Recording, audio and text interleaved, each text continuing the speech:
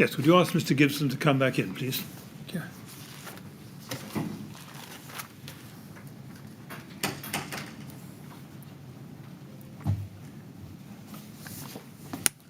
Right, Mr. Gibson, are you ready to carry on? Yes. Thank you very much. Yes, Mr. Beck. Thank you, Mr. Chairman. Mr. Gibson, we were midway through a line of emails in April 2013. I'm going to come back to that in a moment. Before I do, I think I need to clear up a possible confusion that may have crept into the transcript from this morning, if I can. Yep. Can I ask you to be shown, please, this morning's transcript at page 50, line 25.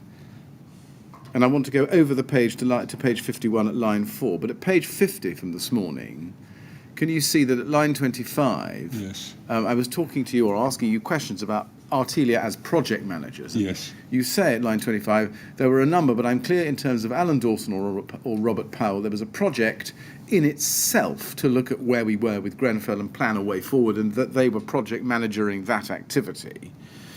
When you say project in itself, could you be just clearer about what you meant about that?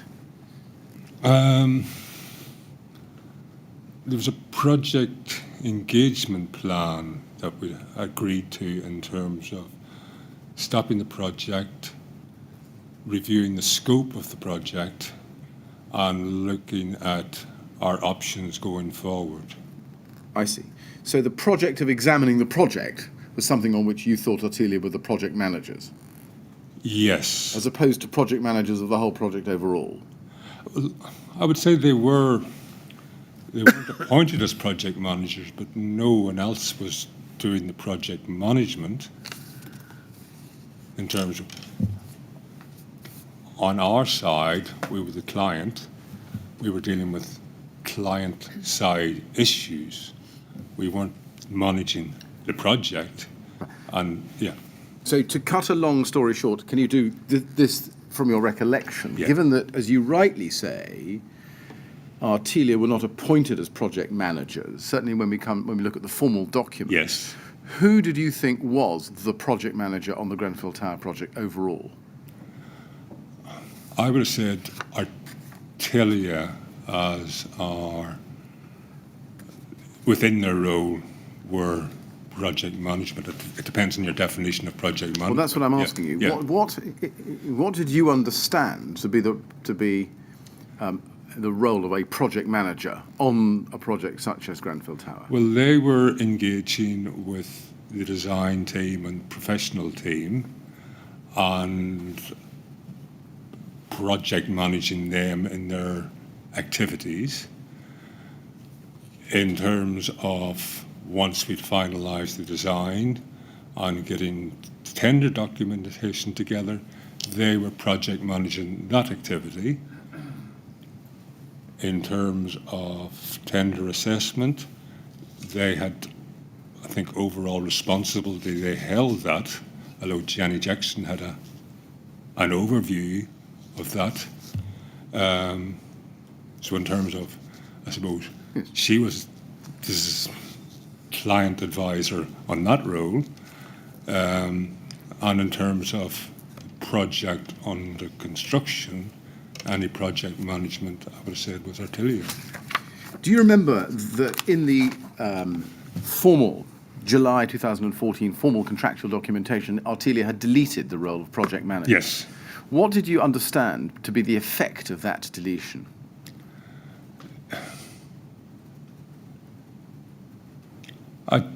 To me, it didn't.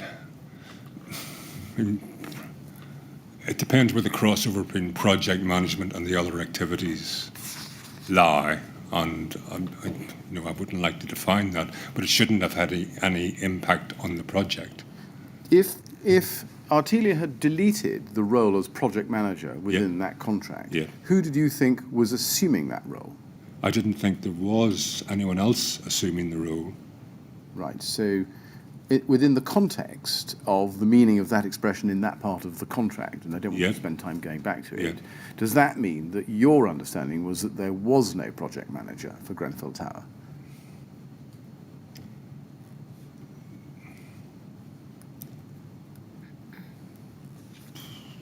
I'm not sure whether I have a yes or a no answer to that. I would have said project management was within their other responsibilities, but it wasn't a separate appointment. I follow. I think I understand what you're saying. Yeah. Would it be right then to summarise your evidence as saying that your understanding was that there was, although no overall project manager in the sense of the standard form contract, there were people who were responsible for their different spheres of activity. Yes. And Artelia were responsible for those spheres of activity to which they had signed up. Yes. So CDMC, QS, and the other roles as well. Right. Yes. Can I then go back, please, to the email I wanted to go to, ART 401083, page 1. Now, this is an email from Robert Powell of Artelia of the 10th of April 2013 to Paul Dunkerton. It's a long email, and I just want to look at some of the bullet points in it, which set out his perceptions. And he says, under the second, well, you can look at the first one. We have a disengaged contractor. I think you already said you agreed with that. Yes. Then he said in the second bullet point, there are similar questions over the design team whose fee claims raise a number of procedural questions with regard to proper procurement. Mm-hmm. Now, first of all, did you see this email at the time, do you think, when it was received by Paul Dunkerton? I can't recall. Okay. Did you have questions in your mind over the design team's fee claims, raising a number of procedural questions with regard to proper procurement? I had question marks, questions over there didn't appear to be a contractual arrangement in place, and they didn't appear to be paid.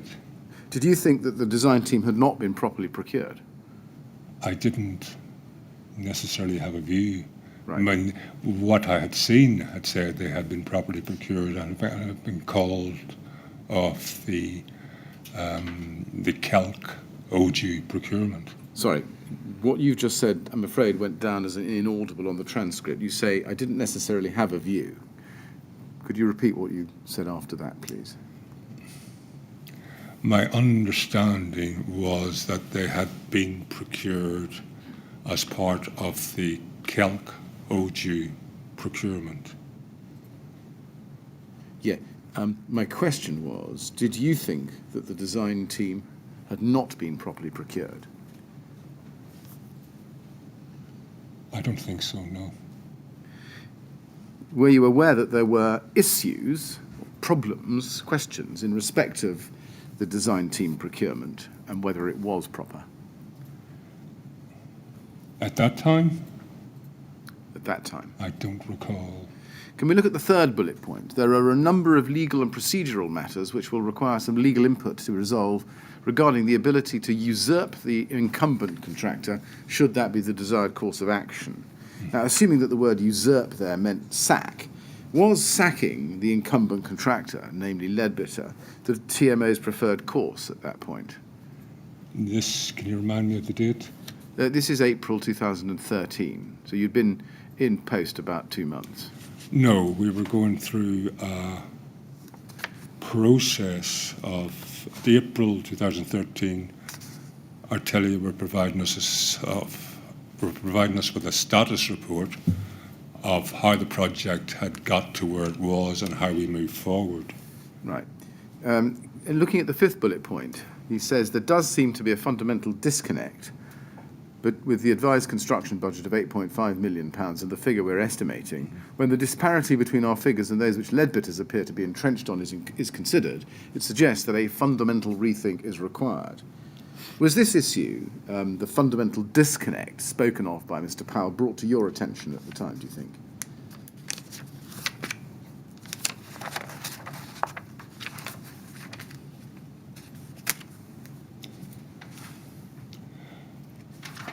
It depends what he means by fundamental disconnect. They could not. They didn't have enough information to compare Artelia's costs with the Leadbetter costs, and they needed to delve into the detail of that. Right. I mean, cutting to the point. Yeah. Do you recall that there was a problem because Leadbitter's figures, however they were arrived at, were way off the TMO's budget? Yes. Right. Now, you then went to a meeting on the 11th of April 2013 can I please take you to that? TMO 1002688. This is a TMO capital investment meeting of that date, and Grenfell is on page 2. We can see that on page 1 you were present. You see that? And on page 2, I want to go to item 3.5, where the following is minuted. Grenfell Tower is the heading. Following several meetings with Leadbitter, adjustments have been made to their quantities and rates matching current market rates as allowed in Appleyard's cost plan. You see that? Yes. And then it goes on at the bottom of the page. Appleyards have advised the TMO it would be beneficial to value engineer, with capital letters, the scheme to bring within the 8.5 million construction budget. You see that? Yep. Does that tell us that the construction budget at that time was 8.5 million? Yes.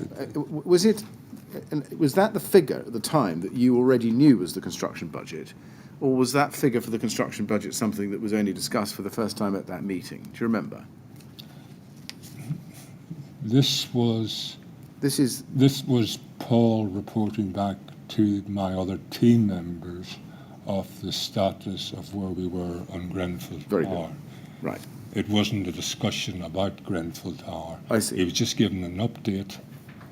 Can we take it then that from this point onwards, at the very least, 8.5 million, and I think actually more accurately it's 8.415 million, was the construction budget? Yes. In other words, the budget without fees? Yes. Right.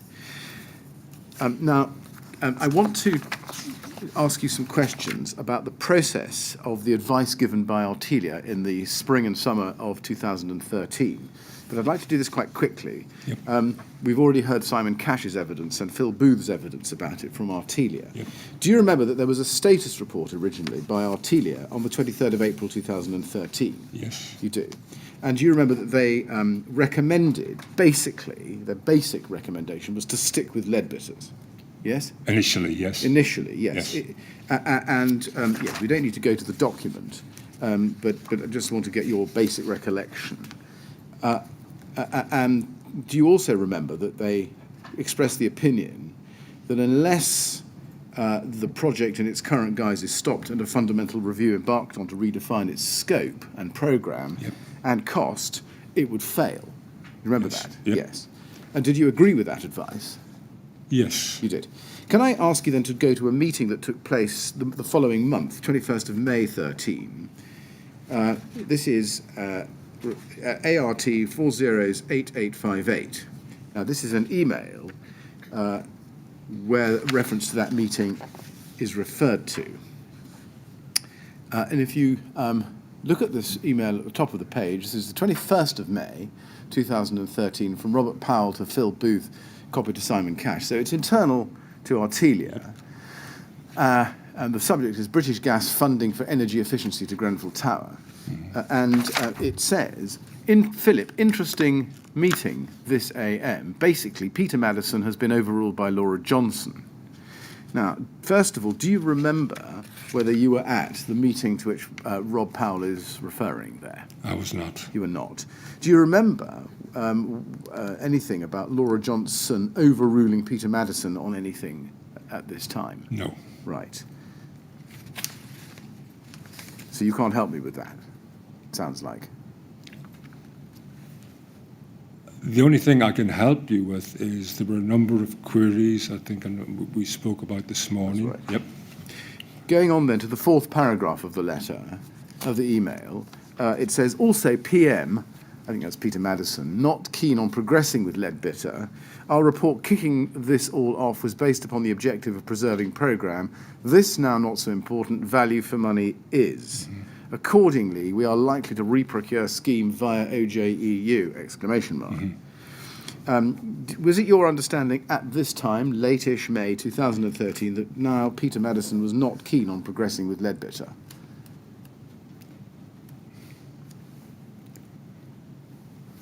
In terms of the engagement of Leadbitter, I was in agreement. He wasn't keen.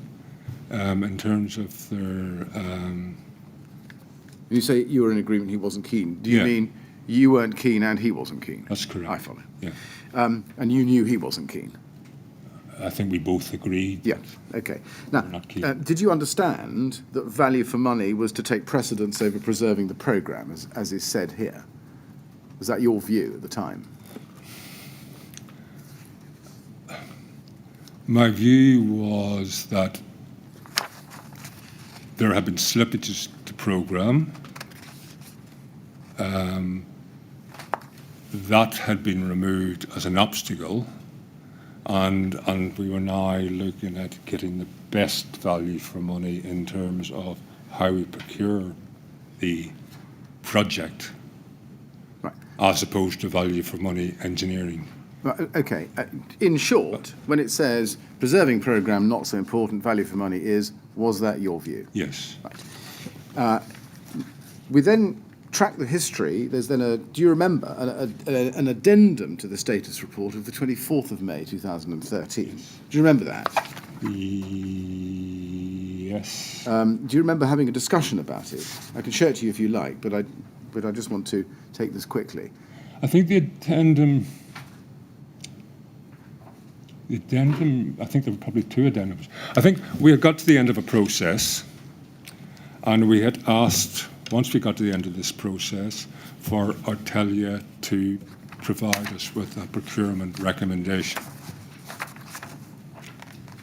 What I wasn't expecting was to see the status report updated with an addendum with that recommendation, because I thought it lost its purpose. It was hidden in the detail. Probably all the information was there, but there was too much other information.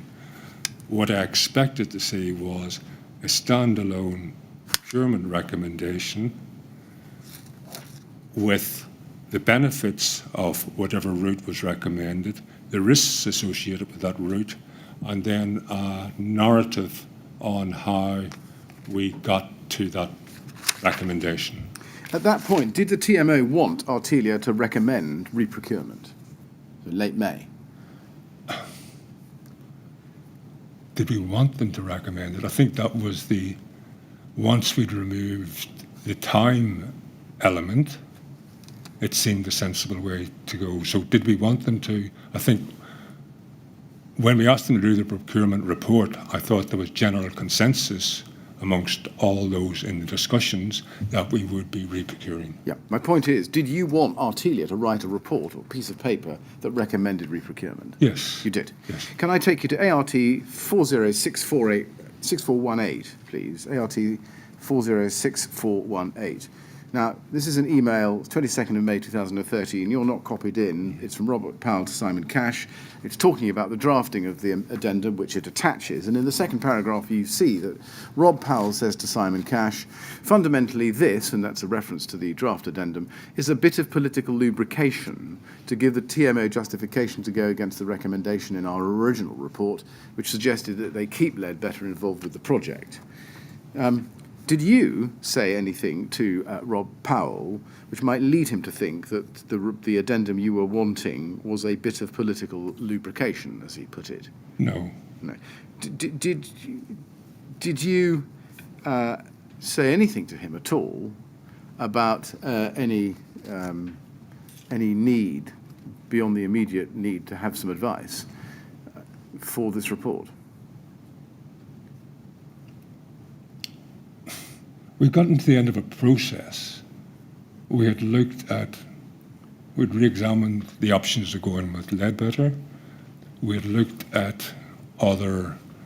Sorry, let me cut you off. Did you have a conversation with Rob Powell at Artelia at all about this addendum? No, I wasn't expecting an I see. addendum. In general terms, Yeah. you could see that Rob Powell is of the view that the TMO needed justification to go against the recommendation in the original report. Did the TMO need justification in that sense? I would think we would have wanted an audit trail of how we moved from one recommendation to another. Right. So this was about papering the change in Yeah. the decision making. Yeah. I follow. Can we then go? I think we go straight to TMO 100484990, please. This is an email from you to, there it is, email from you to Claire Williams, 17th of September 2013. And you can see that it attaches the June 2013 updated status report, which I haven't shown you. But, I mean, if you want to see it, I can show it to you. And you say, Claire, re-VFM through procurement, this is all I had seen from Appleyards, and we had to twist their arms quite hard for them to write it. Now, these are your words here. Yes. Do you agree that the TMO did twist Artelia's arm quite hard to get them to change their initial advice and write the June updated status report? I think referred back to my previous discussion, I was expecting a procurement recommendation that by consensus we got to a different point. And what I wasn't expecting was an addendum to the status report on April, because I just wanted something quite clear that said, we are now in this position, this is where we were, and there's a different recommendation. Yes, my question again, Yep. These are your words. Yep. Is Simon Cash agreed that this was a fair description of the position. Do you agree that the TMO, to use your words, twisted Artelia's arm quite hard to get them to write the June report?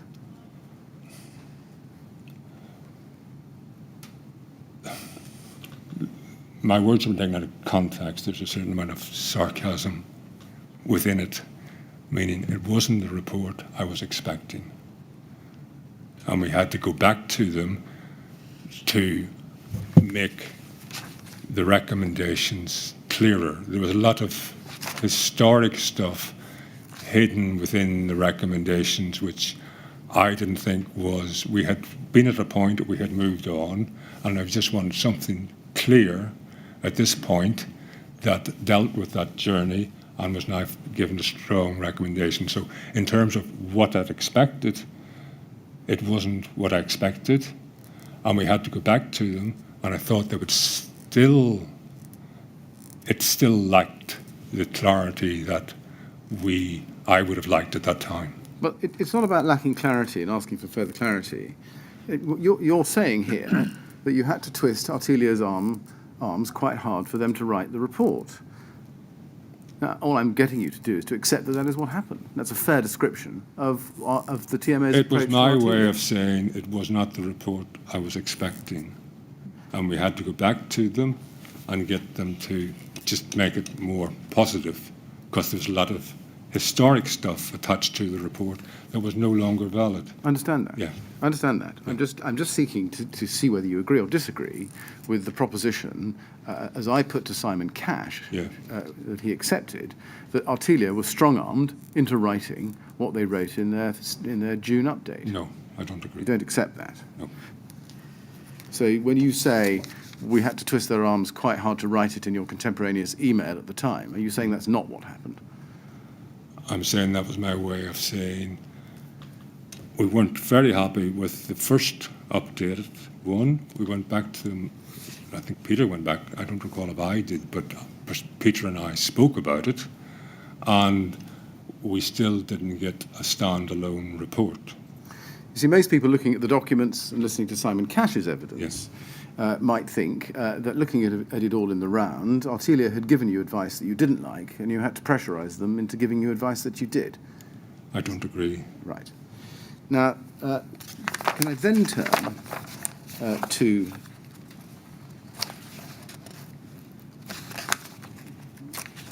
another topic altogether, which is ex-over. And this takes us on in time, I think, probably to the November of 2013. I can start, I think, with your first witness statement of paragraph 68, please, on page 13.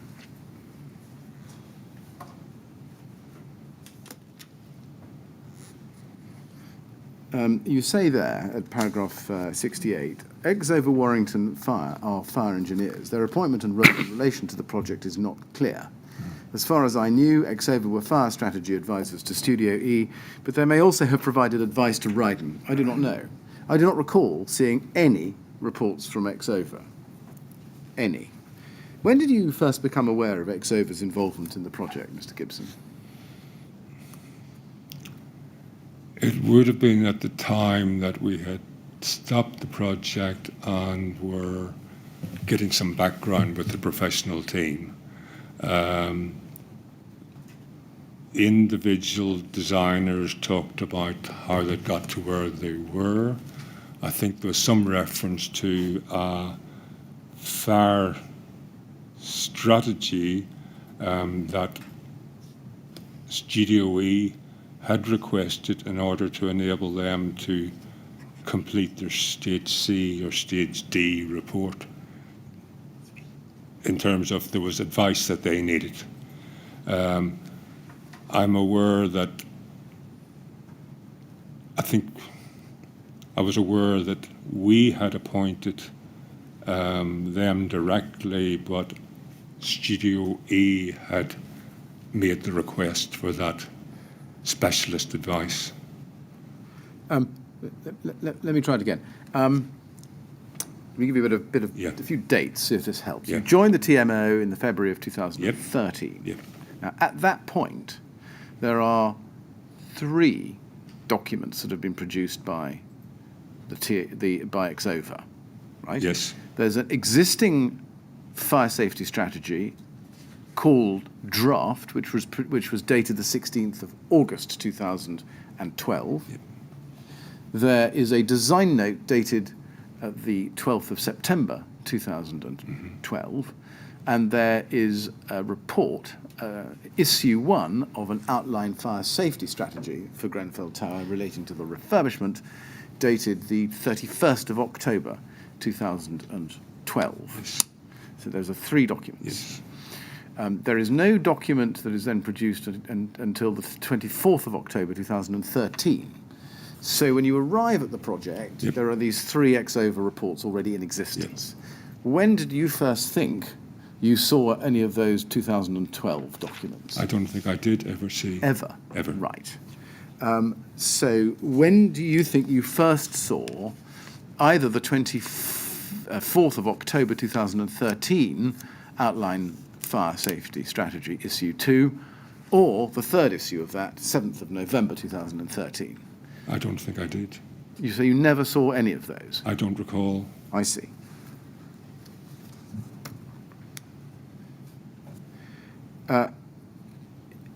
Now,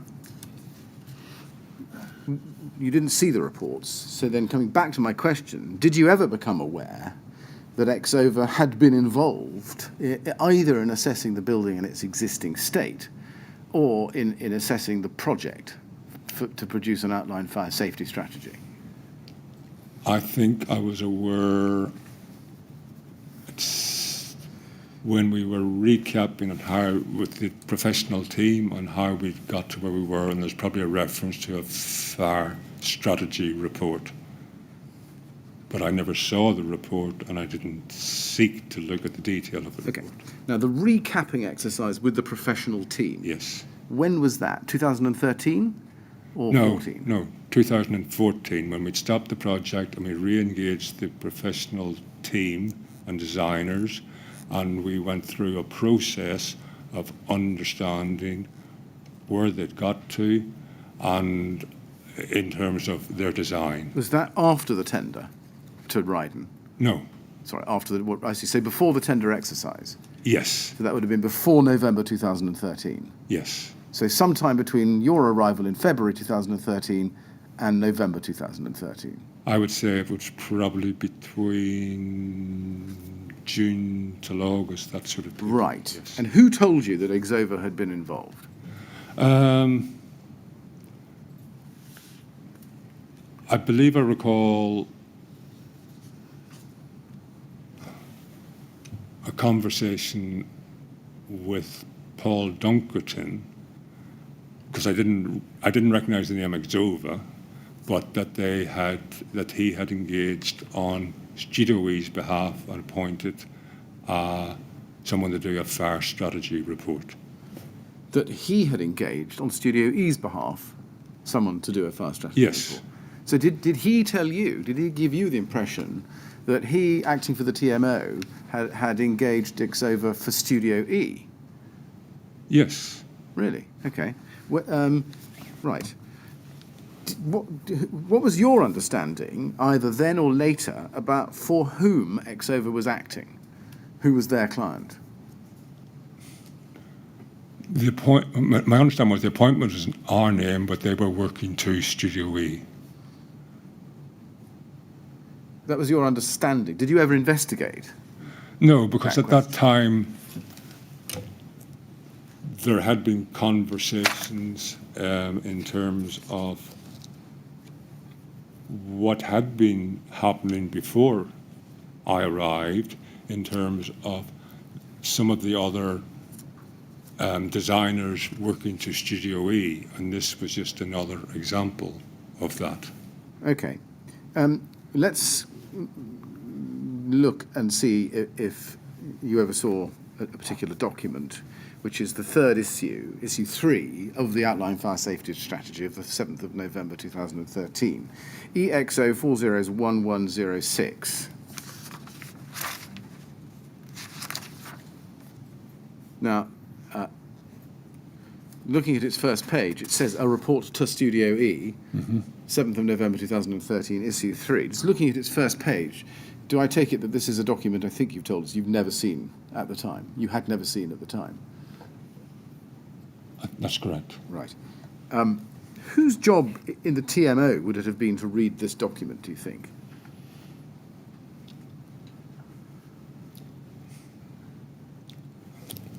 My understanding at the time that it wasn't for the TMO, it was to assist Studio E, but if it needed to go to anyone in the TMO, it would go to the health and safety team. I see. Yeah.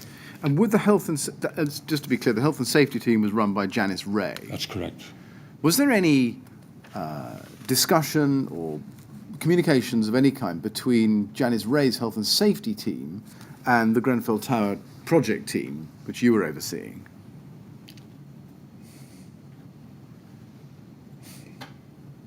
There were discussions on site with Janice Ray and Carl Stokes and Claire in, I believe, at some stage looking at various issues. But I don't think it related to my understanding was it related to Carl Stokes having done a fire risk assessment on Grenfell Tower. Okay, well, let's look at the first page of this document. And I hear your answer that you thought this was done for Studio E. Yes. And indeed, looking at the first page, one might be forgiven for thinking that. Can we go to the second page and third page of this, please?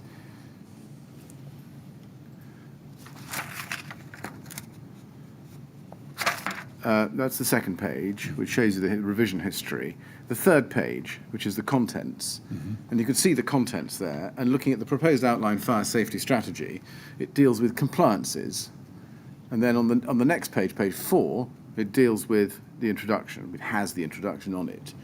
The proposed development is the refurbishment of Grenfell Tower, a 24-storey residential block, etc. And the report, it says after the bullet points, details the applicable statutory controls in respect of the fire safety and contains an outlined fire safety strategy for compliance with these statutory controls. Now, leaving aside whether or not this document was complete or not, for the moment, is this not a document that you, as the client, would have expected to see?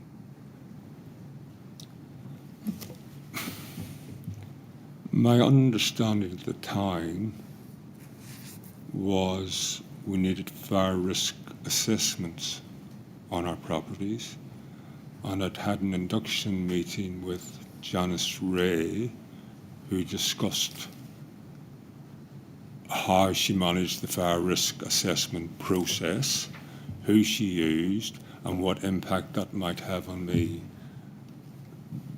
I was never briefed on any need for a fire strategy, because my understanding was all we needed was a fire risk assessment. I see. So does that tell us that you, even though you're a qualified architect, as you've explained to us, overseeing this team, did not think that you needed a fire engineer's report or a fire safety strategy for the refurbishment? That's correct. My understanding was, from schemes I'd worked on, we needed a fire risk assessment before we could move tenants in at the end of the construction process, because it dealt with the impact for tenants and how that was managed. So I've never had or never been recommended the need for a fire strategy report, but I can understand it might be needed and considered by the designers in designing a building. In general terms, Yes. did it not occur to you to think that we, the TMO, need the benefit of a professional fire safety strategy for the refurbishment?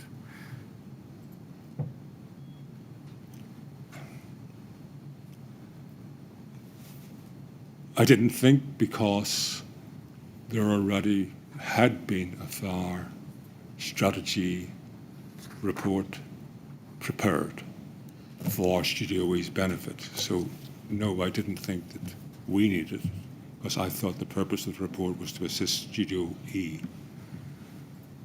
You say, I felt the purpose of the report was to assist Studio E, but if you didn't see the report at the time, can you explain how you would have had any view about its purpose? Because Paul had referenced to me that he had engaged someone, and I can't remember what it was over the name didn't mean anything to do, for Studio E. Why did it not occur to you to ask him why TMO had gone to the trouble of engaging a fire engineer for Studio E, as opposed to leaving it to Studio E to engage a fire engineer for themselves? No, there were lots of irregularities in the making appointments at that stage, so it was just another one. Right. When you came It wouldn't be abnormal. Right. When you came into the project, did you not undertake an exercise to find out who, for the Grenfell Tower project, had actually been engaged by TMO? We did it at a later stage, yes. Why didn't you do it when you first came in as one of your first priorities? Grenfell, when I first came in, was part of my portfolio. I was new to the organisation. I had to understand what all my other project managers were doing and getting a status report on them. So it wasn't the only thing I was engaged on. No, I understand that. Yes. But I just want to know why it was that why didn't you ask someone to tell you who are our contractors at the moment on the Grenfell Tower project? I knew who our designers were. I didn't feel the need. I was meeting with the design and professional team. I see. Did nobody tell you, even if you didn't ask, that TMO had already engaged Exova to produce an existing fire safety strategy and a design note? Did nobody tell you that? I've been told that a fire strategy report had been carried out. I didn't know whether it was related to an existing building fire strategy or not, because I hadn't seen the report. Did anybody tell you that the TMO were paying Exova's fees in relation to the outline fire safety strategy for the refurbishment? Paul had told me he had appointed them for Studio E. Maybe for Studio E's benefit. Yes. Did he tell you who Exova's client was? In terms of appointment, we would be the client, but the report was they were to work with Studio E. I understand that. Yeah. But I think we were getting somewhere to understand that you understood that even if the appointment was for Studio E's benefit, Yes. TMO was still the paying client. Yes. And therefore, as the paying client of Exova, Yes. my question is, why didn't you then ask to see what you were paying for, namely Exova's work product? Because it had already been produced, I believe, the year before Yeah. I arrived. Not all of it, you see. Yeah. The one we're looking at the moment was not produced the year before you arrived. It was produced during your tenure. Okay. as someone in charge of this project. And I just want to know why it is that, given that you knew, as you'd been told, I think, that the TMO was paying Exova for its services, even though they were to be for the benefit of Studio E, you didn't want to see the reports as they came. Can you explain that? It was, when you said I was in charge of the project, I was the client on the project. Yes, all right, in charge of the client Yeah. on the project then. Yeah, so engaging with the professional team. I'm listening to the professional team and what they're telling me. If someone had said, we didn't have any, there was no detailed discussion about the fire strategy report. I didn't know that it was for the existing building. It was probably, I understood, a baseline report on which they would build in terms of when they were progressing their design. This is what we've got, and this is the impact of the changes that you're proposing to do to the building. Can we go to page 9 in this document, please? We can see here at the top of the page it says 3.1.4, compliance with B4 external fire spread. It is considered that the proposed changes will have no adverse effect on the building in relation to external fire spread, but this will be confirmed by an analysis in a future issue of the report. Mm-hmm. At the time, did you know that Exova had given advice as we see there? No. At the time, did you know, even if you didn't see it in those terms, that Exova had said that they would need to confirm by an analysis in a future report whether or not the proposed changes did have an adverse effect on the exterior of the building? Sorry, can you say that again? Did you know Be clear. that, let me try it more simply, did you know that Exova had advised that they would need to produce another report to confirm their view? That No, I did not. You didn't. Can we then go to ART 402256, please? These are the minutes of the contractors' induction meeting of the 1st of April 2014. Now, you can see that you were at that meeting along with Claire Williams and Peter Madison. Do you see that? Yes. And again, do I take it that you would have seen these minutes afterwards? If we go to page 4, please, we can look at the middle of the page at point 5.3. Under the heading Novation of Designers. And you can see at 5.3 that it says, Exova completed the fire strategy at the tender stage. Mm-hmm. They have not been novated, but SL will contact them with the view of using them going forward. You see that? Yep. Do you remember a discussion at that meeting about that? No, but I recognise the minutes. You recognise the minutes. You don't remember a discussion at the meeting. Do you recognise or remember seeing the minutes after the meeting? Yes. Do you remember noticing that point there? Yes, I'm saying I recognise. What did you understand the note meant by completed the fire strategy? What fire strategy did you think it meant? The fire strategy was completed to assist Studio E in their design proposals as part of the contractor's responsibility they were taking on in developing those designs, having now entered into a contract with us. It was up to them to decide what other consultants and advice they needed to complete that design. So it was... So what fire strategy did you think this was a reference to? Was there a document, a presentation? What did you think this referred to? The fire strategy report that we had just discussed. I see. So the 7th of, is this right? That you thought that was a reference to the 7th of November issue 3 outline fire safety strategy. Is that what you're saying, or is it a different document? I don't think I was thinking which one. I knew that a fire strategy report had been carried out as part of the design process to assist Studio E. But you hadn't seen it, I think. I hadn't seen it. I see. Did you...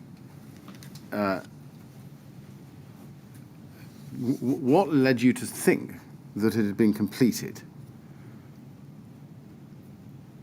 And it says Exova completed the fire strategy at the tender stage.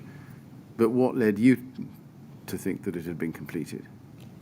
So it's not. Perhaps I should ask it slightly different. Did anybody say at the meeting that Exova had completed the fire strategy to which it is referring? I don't recall. Right. Now, you knew, I think, at this stage that the choice of cladding hadn't been decided, had it? This is now April 2014. There's a long story behind Yes. that, and I could take a long time taking you through it, but in short, that's correct, isn't it? Correct. Yeah. Now, given that the choice of cladding hadn't been decided at this point, do you accept that any, quotes, completed, unquote, fire strategy would have to be revised, or revisited at least, to take into account the cladding that was ultimately chosen? No, I didn't think, because I thought the fire strategy report probably related to the changes we were making within the building internally and means of escape, etc. You thought the fire strategy report probably related to Yeah. that. Does that tell us that you didn't actually know? Yes, because my understanding was what we needed was a fire risk assessment. I'm assuming my assumption was the fire strategy report would probably look at the impact of the changes we were making internally, and whether that had any effect on the management of the building. Why did you make an assumption, or to use your words, probably, speculate, rather than just saying, well, can I please see a copy of this report? I want to see it.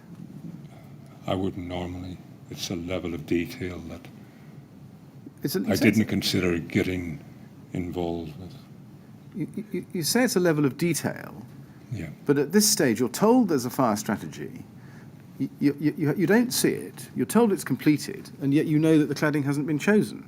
I just want to know why it is that you thought it had been completed, given that the cladding hadn't been chosen. Well, I didn't link the cladding to the fire strategy report. Right.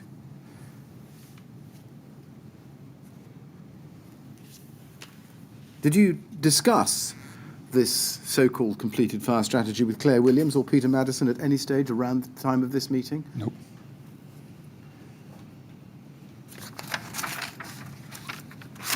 Rolling forward to September 2014, when we know that the planning material consent was discharged in relation to the final cladding as chosen, the smoke silver Duragloss. Mm-hmm. Did it occur to you at that stage to go back to Studio E or to Exova, or to ask Studio E to go back to Exova and get an up-to-date fire strategy to take account of the cladding now that it had been finally chosen?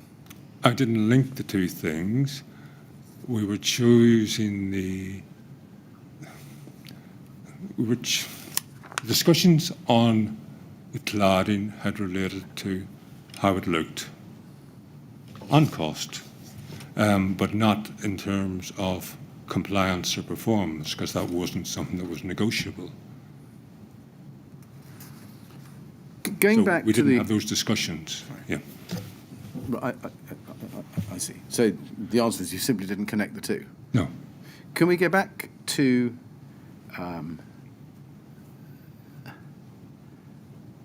yes, go back. It's on the page in front of us. Item 5.3, and I read this to you a moment ago. Yeah. It says Exova have not been novated. And just pausing there, did that mean anything to you when you read those words, seeing this minute? That was at the meeting. Yes. It was under the item of novation of designers. Yes. And it was just a factual, it was confirmed that Studio E and curtains would be novated, etc. It was just, this is for information, that the Artelia were passing over to, or noting in the meeting, for confirming the status of those appointments. You see, on the face of it, you're told Exova has completed this fire safety strategy, Yeah. and they haven't been novated. Did that not tell you that when they completed their fire strategy, they did so on behalf of the TMO? One, I didn't know they had to complete the strategy necessarily.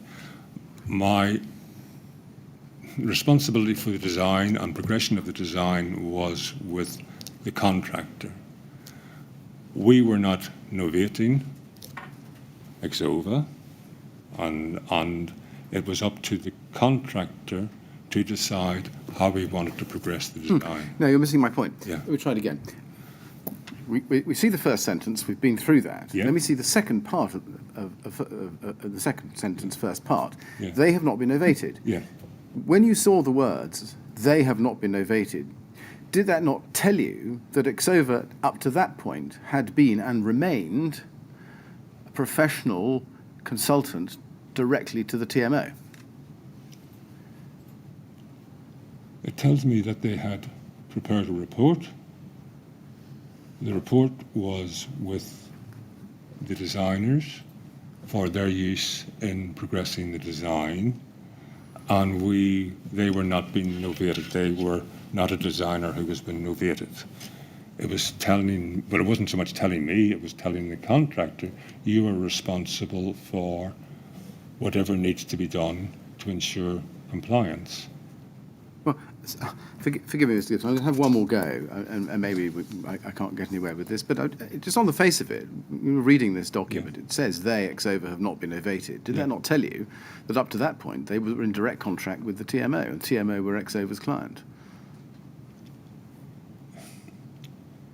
It told me my understanding was they had carried out, they'd been asked to carry out a piece of work, they had carried out a piece of work, that had been used in the design, so I didn't have to think of the contractual arrangements any further.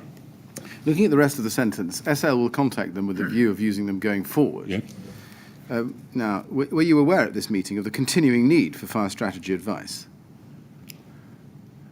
No, that was something for that was something that was the contractor's responsibility in progressing the designs.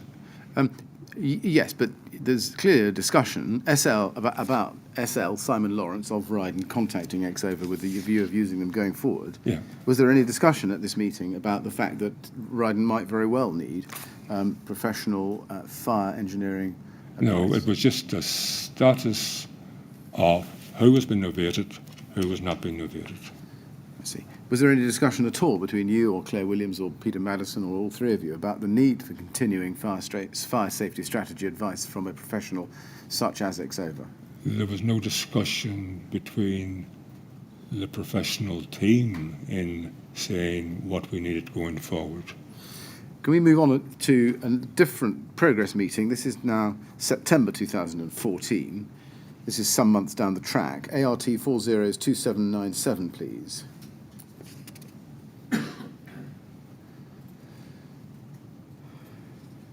And I'm going to take the next few documents quite quickly, because I think we can. This is the progress meeting number 3, 16th September 2014. You're present. Can we look at page 2, please? Point 1.4, under the heading minutes of previous meeting. And it says, SL to appoint other consultants to include fire after the main subcontractors are on board. You see that? Yes. Do you recall a discussion about that at that meeting? No. But you noted it in the minutes, did you? I would have scanned the minutes. There was a lot of...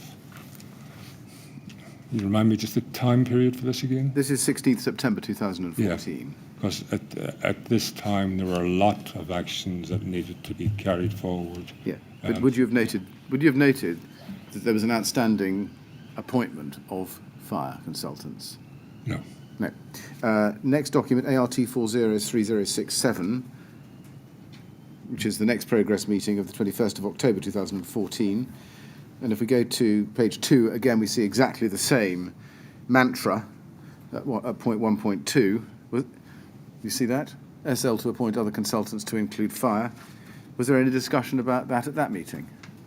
I don't recall any in-depth discussion. Was there any concern expressed at that meeting that this action had not been actioned, as it were, by this point, late October 14? No, because it was up to the contractor to decide what assistance he needed in order to make the designs compliant, and it wasn't something that we as a client would get involved with. Right.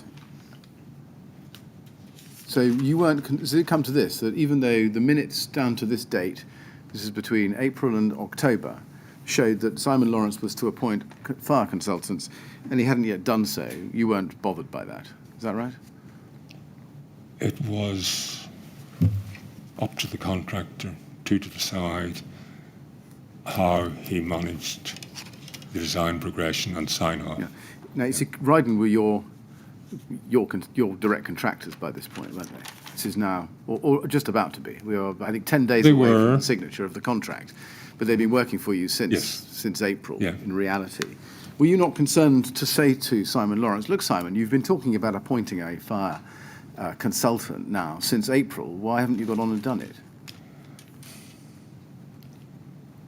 I think my view would be that Artelia, as our employer's agent, had a responsibility to ensure that the contractor was meeting their obligations. We were there solely as the client to understand how things were going.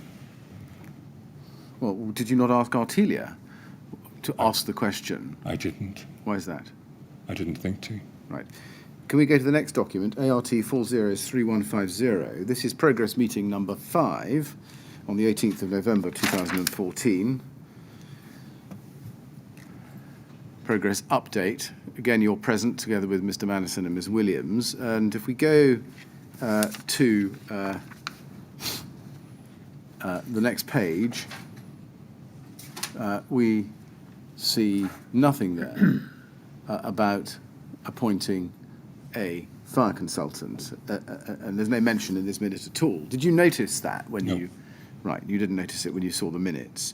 Do you recall whether you or anyone within the TMO asked why the, by now, mantric intention of Simon Lawrence to appoint a fire consultant had dropped off the agenda?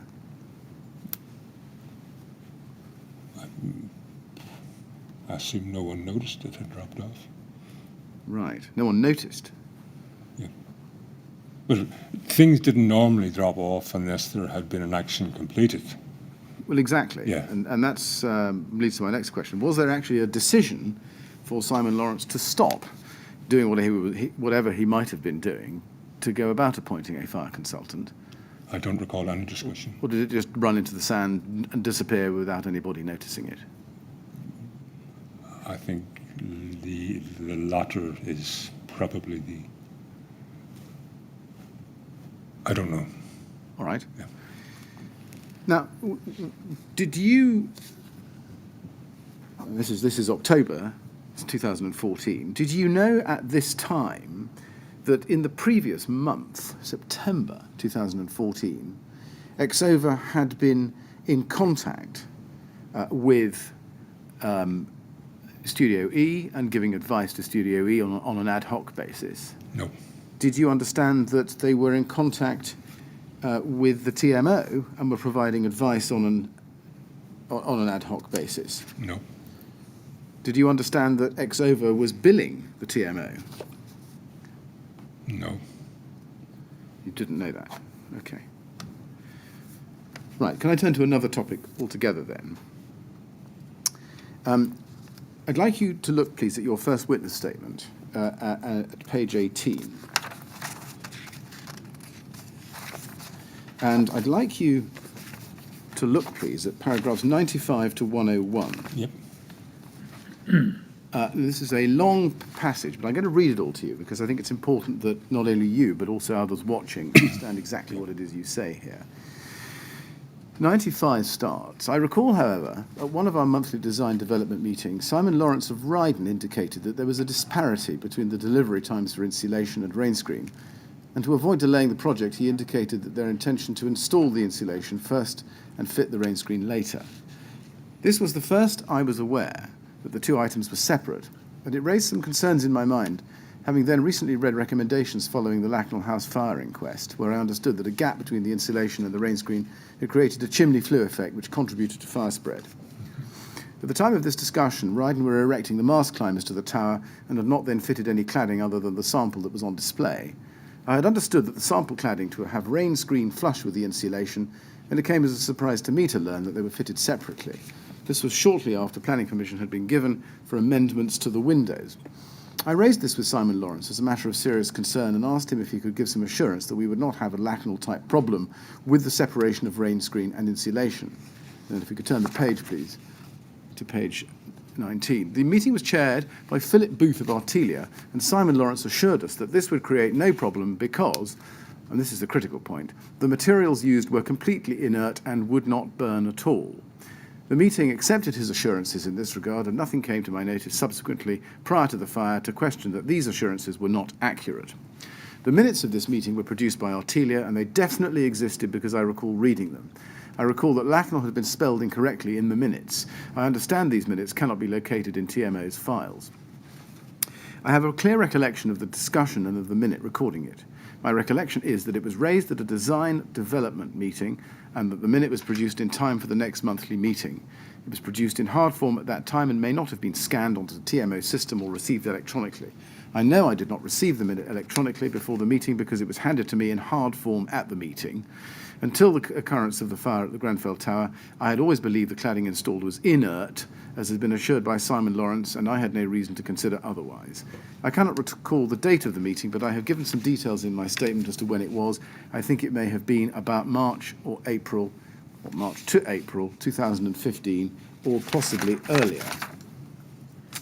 Now, I just want to explore that a bit. Now, first, at paragraph 96, if we can just go back to it, you say there that you had recently read recommendations following the Lakanal House fire inquest. Do you see that? Yes, I do, yes. And at paragraph 101, as we've just seen over the page, you say that the relevant meeting may have taken place in March or April 2015, or possibly earlier. Yes. Why do you think March or April 2015 in particular? I was making the statement some years after the event. I had left the TMO, and this was by my best recollection. I didn't have any background papers, but I could recall that the moss climbers were being erected, and the trigger to riding. They were appointing placing the order for the rain screen at that time, and they couldn't place the order for the rain screen until we had confirmation that the window amendment had been accepted. That's my recollection, because that would have meant changes to the detailing of the rain screen. Right. Do you accept that as a matter of public record, the Lakanal House Rule 43 recommendations from those inquests were made by the coroner on the 28th of March 2013? You may not know that, but take it from me that that's when they were. Right. Right. So, and that's just about a month after you arrived at the TMO. Okay. Right. Yep. Now, Ryden weren't appointed until March 2014, Yep. a year later. So the recommendations themselves cannot have been recent. No, I just remember reading a passage that said one of the contributing factors, and I just dealt on the rain screen. It was a very short passage, and I assumed it was HSE or BRE publication. We often got that type of circular at health and safety briefings, whether before or, well, my previous organisation or the TMO. Right. If anything was relevant, we passed on to us. I do recall this. Perhaps it was a newspaper article. I don't know, but I do remember the connection between. It was the cavity that had attributed to the spread of the fire. 23 on page 8, because you refer to the HSE document there. Yeah. You can just go to that. Second witness statement, T-double-zip. Yep. Yes, in paragraph 23. Mm-hmm. This is where you deal with this, and you say, in the fourth line down, it was only during that meeting when I learnt from the contractors that they were to be installed separately that I recall a learning or advice note circulated by the HSE following the fire at Lakanal House that noted that the cladding had acted as a flue or a chimney. Yeah. I raised these concerns in the meeting, and Simon Lawrence of Ryden responded by assuring me that the rain screen and the insulation were completely inert and would not burn at all. I believe those were the exact words used. I just want to see whether you can help us with any detail on this note. Was it specifically prepared about Lakanal House? No, it was I just remember it was a very short passage. It could even have been a reference to a newspaper article. Right. A very short passage in what? Can you remember the document? What was it? No, I think it was a standalone cutting, I seem to remember. A cutting from where? It could have been a newspaper, it could have been it. Right. I don't know. I just recall All right. Well, let's see reading how, it. Yes. All right. Well, let's see how far we go. Yeah. First of all, can I ask you to go to TMO 1003994? Yep. This is a paper by Janice Ray, Yep. and it's 4 pages long, and this Yep. is the first page. Briefing note on fire at Lakanal House, Southwark. Yep. And we can see from the 4th page, it's dated June 2013. Yep. You can see that at the bottom. Might this have been the document? It might be if it references the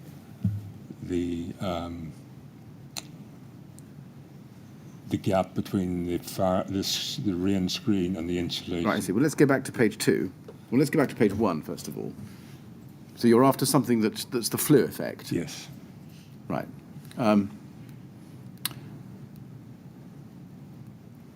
Yes, I don't think there's anything on that page. I'm not going to stand here and take you through it moment by line by line.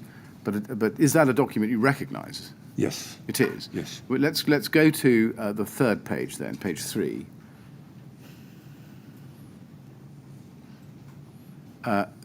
There's nothing on this document about the flue effect. This is a document about TMO's current position and approach in light of the Lakanal recommendations. Do you see that? Yes.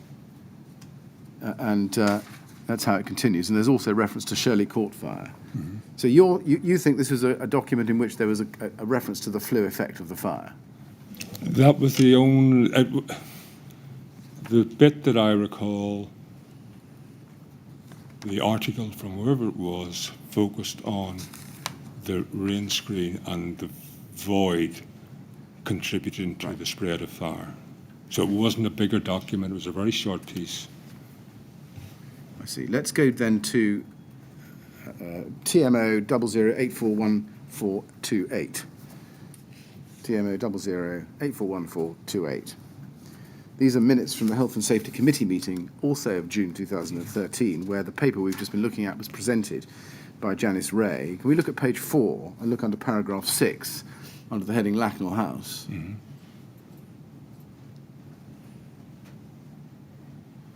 And it says a briefing note was circulated showing a timeline for the escalation of the fatal fire.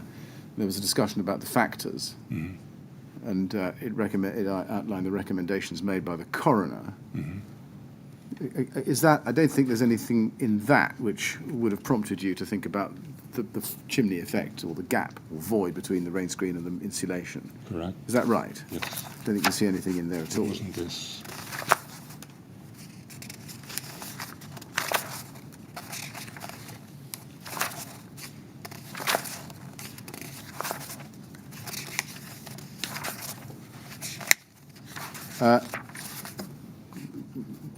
Can I then take you to the evidence of Simon Lawrence on the rain screen and this discussion generally to the inquiry? His evidence to the inquiry was on day 24 at page 169. And I want to put what he said to you directly, if I may. Yep. At line 14, and I'm asking him the questions, you can see that I put to him in paragraph 95 of your statement, and I read it out to him, and indeed paragraph 96 as well. And then I also read paragraph 98 to him. If you go to line 14, Yep. on the next page, at page 169, if you could just have that up, I say to him, or I ask him, do you recall Mr. Gibson raising this matter with you at a meeting? Answer, no, not at all. Question, right. It's not really a question. An answer, rain screen, by the nature of rain screen, there is a gap between rain screen and the insulation, so no, I don't recall this at all. Then over the page, at page 170, at line 6, I ask him, and I've put your statement at paragraph 99 in your statement, where you refer to the meeting being chaired by Philip Booth. Yep. And then at line 6, I ask him, did you give such an assurance to Mr. Gibson? And he says, no, I don't agree with that statement at all. And then if you look down at line 17 on the same page, after your reference in to paragraph 100 to the minutes, I ask him, I think you're saying you're clear in your mind you've never seen such minutes. Answer, no. And then over the page at 171, at page 171, I say to him, at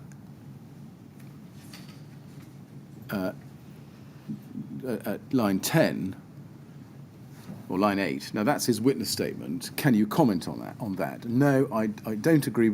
I'm sorry, I've misread that. Answer, I don't agree with it at all. Right, so you say Mr. Gibson is wrong. Answer, yes. Right. Now, leaving aside Mr. Gibson's recollection, did you ever yourself personally assure him that the cladding at Grenfell was, to use his word, inert? Answer, no, I wouldn't give technical assurances unless I had that information from the designers or specialists. You see that? Mm-hmm. Do you accept what Mr. Lawrence says there, that by the very nature of rain screen cladding, there is always a gap between the rain screen and the insulation? If you go back to my statement, we had been talking about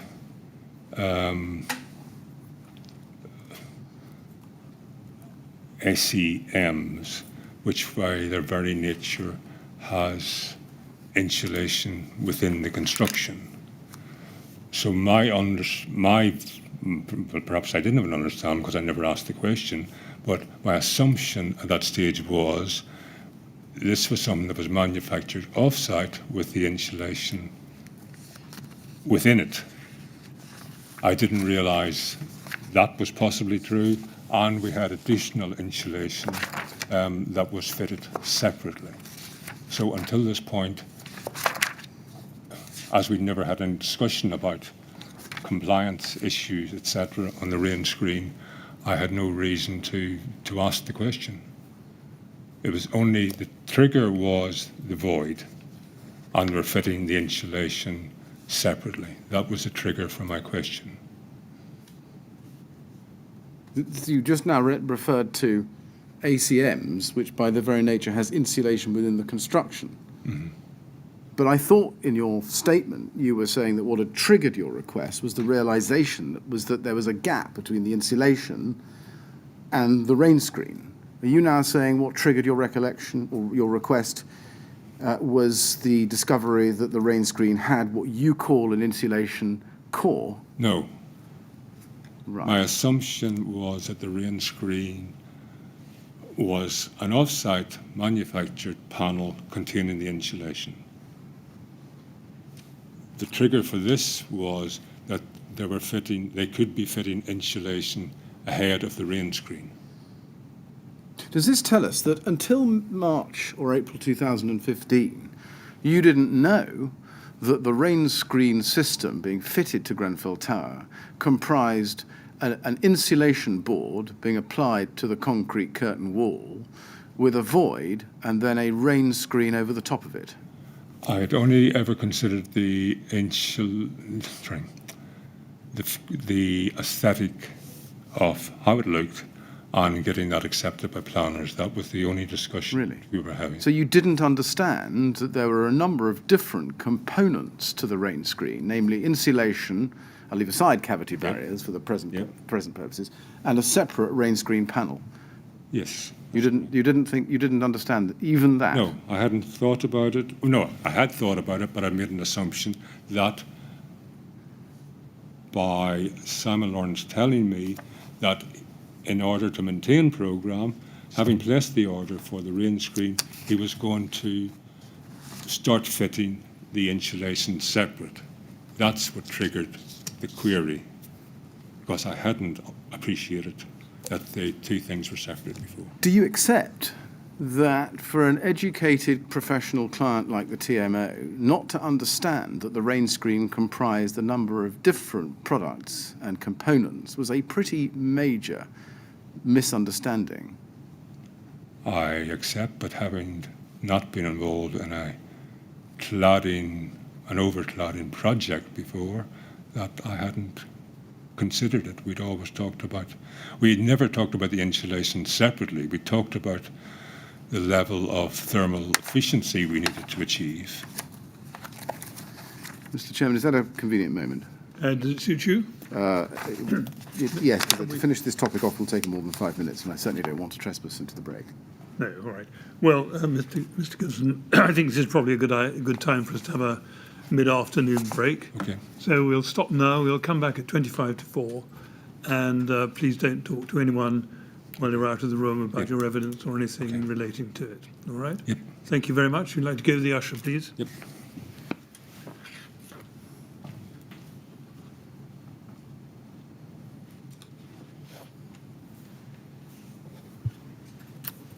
Thank you. 25 to 4, please. Thank you.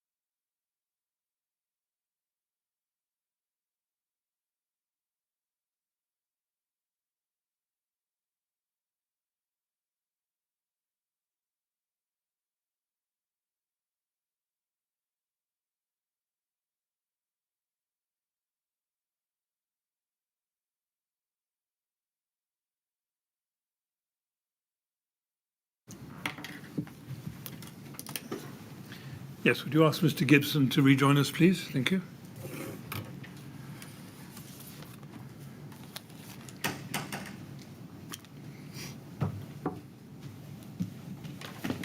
Right, Mr. Gibson, ready to carry on? Yep. Mr. Gibson, Very much, yes. can we go to your second witness statement? And we're still on the subject of this assurance that you say you were given by Mr. Lawrence. At paragraphs 22 and 23 on page 8 of that, please. That's TMO 00842310. And at 22, and I'll show you these two paragraphs, you say, I've been asked to provide further information in relation to the meeting discussed at paragraphs 87 to 105 of my earlier statement of the inquiry. I cannot recall the specific date of this meeting, nor can I recall the precise wording used in the hard copy of the minutes. However, I distinctly remember the word Lakanal had been spelt incorrectly. I do not believe I ever received an electronic copy of the minute of this meeting. I've been asked what precisely I meant when, in the earlier meeting, I asked for an assurance that we would not have a Lakanal-type problem with the separation of the rain screen and the insulation. Prior to that meeting, I had believed that the cladding and the insulation were manufactured off-site as an all-in-one. It was only during that meeting, when I learnt from the contractors that they were to be installed separately, that I recalled a learning or advice note circulated by the HSE following the fire at Lakanal House that noted that the cladding had acted as a flue or a chimney.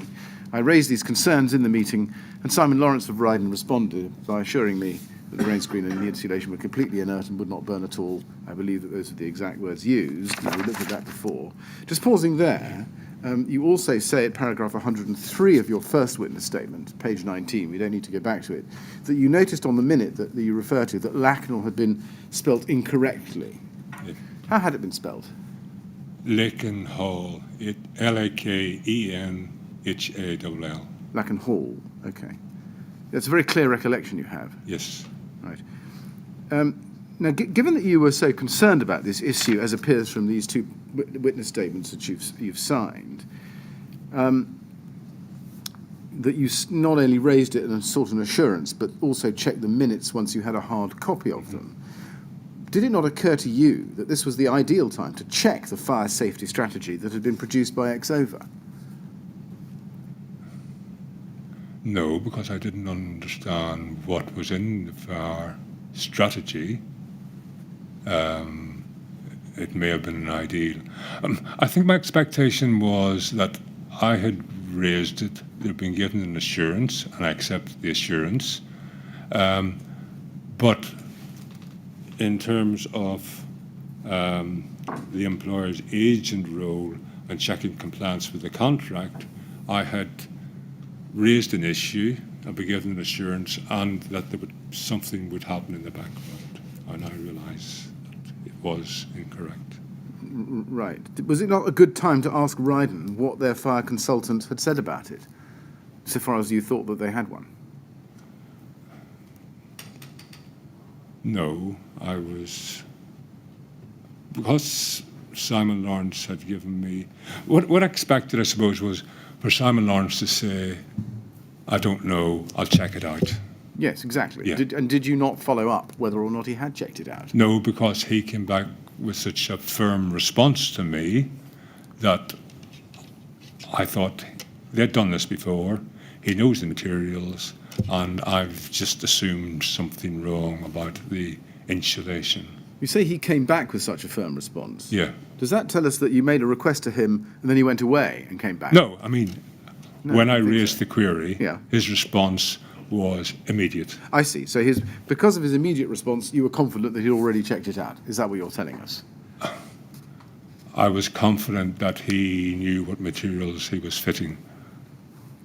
Is there any reason why you didn't chase up the finalised version of the note of the meeting, which set in very clear terms in black and white the assurance that had been given, so you were satisfied it was there in the record?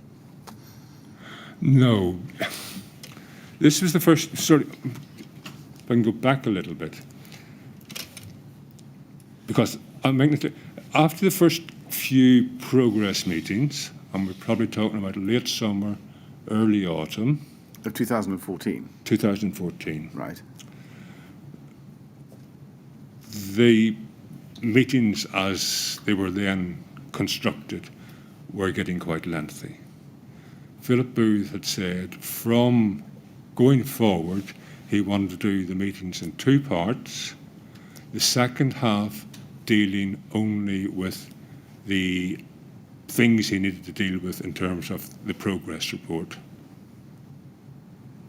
That was minuted separately, and the first half of the meeting was also minuted separately, and that dealt with issues of the contractor giving us an update on where he was with his design progression. So it wasn't a design meeting as such, it was a feedback meeting, and was looking at activities that were happening in the next month so that we have a warning of anything that we needed to take action on in terms of, as client, we were aware of any decisions that might need to be made. So these two meetings were minuted quite separately. They probably lasted for a period of 4 to 6 months. They certainly had stopped when Neil Reid had taken on. It was only Philip Booth that was ever attended those meetings, but they were quite separate meetings and minuted separately. So did I think to check? No, I just assumed that this, for the first time, we'd received the minutes late. I thought that it had been minuted, but I didn't expect that the whole series of meetings wouldn't be available. See, I'm going to suggest this to you, that given the importance you placed upon the request and the confidence of the response, a professional in your position at the time would, I suggest to you, have ensured that whichever minute it was in, it was at least recorded clearly in a minute. But that's what I did. And it wasn't, because we haven't seen it. Okay, but I had the minutes. I was handed the minutes. I checked them at the meeting because I had been looking for the minutes before the meeting, and that was important enough for me to remember to check. So that was why I remember receiving these minutes late, opening them up and checking for that minute. You see, neither the TMO, nor Artelia, nor Ryden, indeed nobody, has been able to find the minute you're talking about. I understand. Can you explain why that is? No, I can't, because I have a clear record of these meetings. Right, and let me put the question again to you, perhaps slightly differently. Somebody in your position would have ensured that not only was the assurance you were given minuted, but that the minute was safely retained in a file for later use if need be. Why wasn't it? Having seen the minutes, I didn't see any reason to not expect that it would be, that we had a copy of it. Now, let's look and see what Claire Williams says about this incident. For your understanding, Mr. Gibson, she doesn't refer to it anywhere in her first witness statement. She addresses it in her statement of the 2nd of September 2019, which she signed 9 months after your first statement, where you raised it. And I want to show you paragraph 64 of her statement at page 15. This is TMO 00842312, please, at page 15. And she says, at 64, I do recall that during an early site meeting, my line manager, David Gibson, asked about the performance and fire retardancy of the cladding materials proposed by Ryden.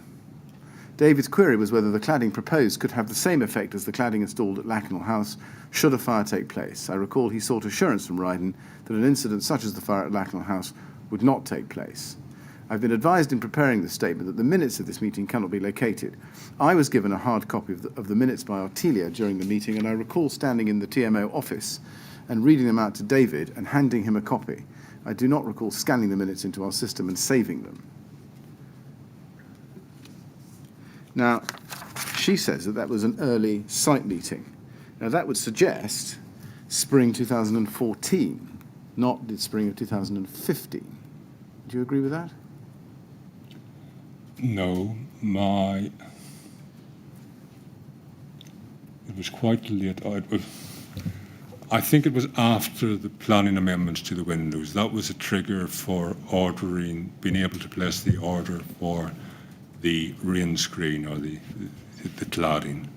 That couldn't happen until planning amendment had been received, and I know that planning amendment was received in the first week of 2015. January 15. Yes. it doesn't accord with your recollection of the mast climbers being erected, because they were erected in August 2014. I've said the mast climbers were being erected. Well, they started to be erected in the August. The mast climbers were under erection for many months. There were, I think 2 of them had to be relocated, or there were issues with access to them. There was a problem, so they were out of sequence. But no works at this stage had begun to the external fabric. The windows hadn't arrived, the windows hadn't been ordered. Only the mast climbers were in place, ready for the insulation screening. Yeah. Might you be mistaken about this date? You say March, April 15, or possibly an earlier date. Might you be mistaken about March, April 15? Well, as I said, March, April, or when I was doing this, I was doing it from my recollection, and my recollection is clear, and I was trying to place it in a point of time, and the point of time was the order couldn't be placed for the rain screen until the window planning amendment had been received. That was a trigger for placing those orders. And Simon Lawrence had been talking about, he had placed the order for the rain screen, and in order to mitigate any delays in the programme, further delays in the programme, he would commence with, he was able to start the fitting of the insulation. So I'm quite clear about that part. I understand. Yeah. Might you be mistaken about the context in which this discussion took place? No. Might it have not been a meeting at all? Nope. Now, paragraph 99 of your first statement, you say that the meeting you recall was chaired by Phil Booth of Artelia. Yep. Now, we've asked Mr. Booth about that, and he recalled no such occasion. That's his first witness statement at paragraph 173, which is in the record, and also at the same, he said, at day 50, page 77, at lines 4 to 14. Perhaps I should show you that. Day 50, page 77, lines 4 to 14. And he says,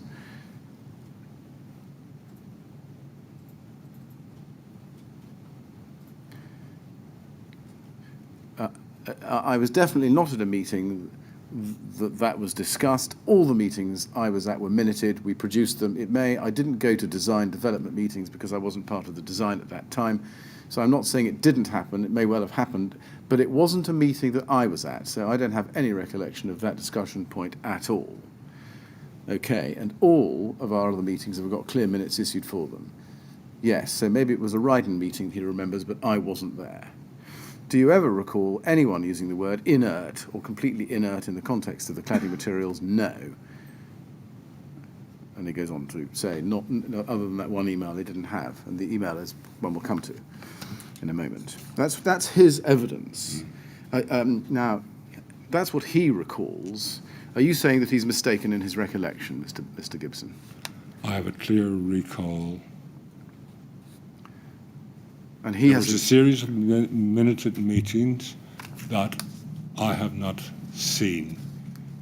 I have a clear recollection of the progress meeting, of Philip Booth saying he wanted a streamlined progress meeting. We were going to have 2 meetings going forward. One was before the other. There was a natural break, and at that time, Simon Lawrence generally went away to print his report for the next meeting, but they were minuted separately. Mr. Gibson, just help me with this. In the ordinary course of events, how many copies of the minutes of any given meeting would be held by the TMO? Can you recall? We should hold 1 copy on the project file. Yeah. Yes. I mean, reading Miss Williams' evidence a little earlier, her account suggested that when you got back from the meeting or after the meeting, there were at least 2 copies in your hands, probably one you held and one she held. Was that likely? My recollection differs from Claire's. My recollection was, because the first meeting was in the community room, the old caretaker's office, and by the next meeting we had held our first meeting in in what was the housing management office, and we started holding the meetings there, because I can recall where we were sitting. I recall looking for the minutes in advance. I recall I was sat beside Claire when I looked at the minutes, and I recall turning to her and said, "It's been minuted." She also says, I'm sorry, Mr. Chairman. No, it's right. I across think your- you helped me. Thank you very much. Question. This is a reference to paragraph 65 of Miss Williams' statement Yeah. we looked at a moment ago, where she said, "I do not recall scanning the minutes into our system and saving them."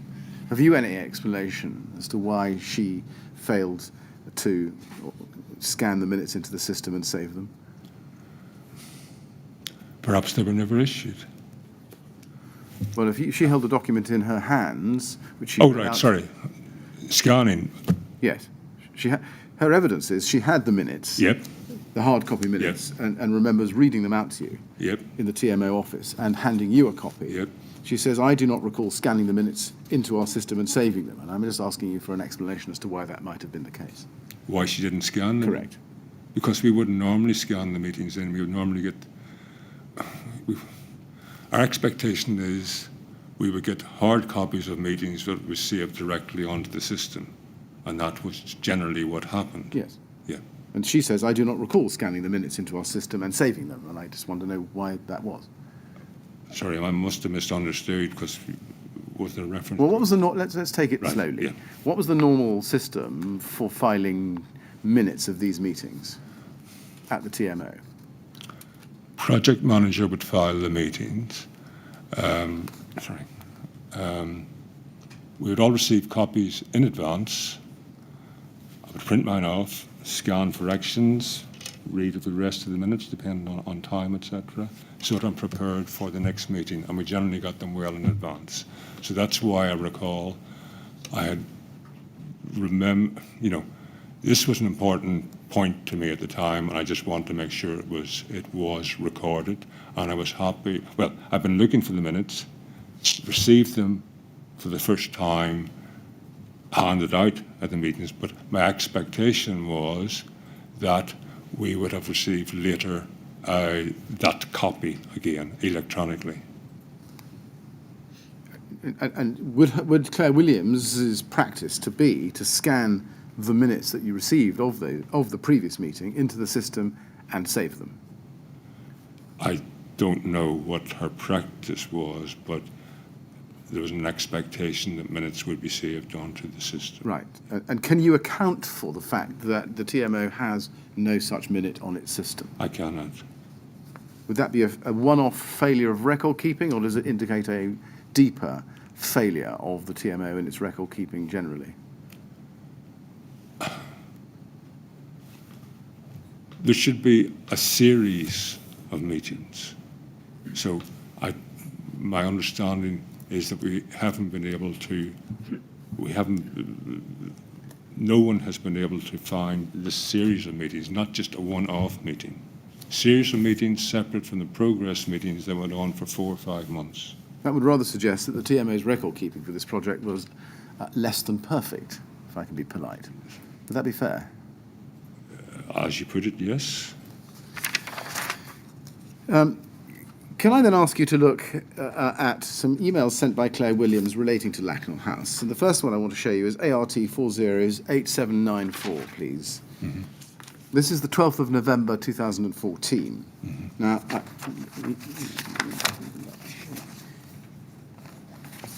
you were not copied in on this at all, but let's start, if we can, on the second page of this. This is an email to Philip Booth and Nick Valente of Artelia at 10:36 on that day.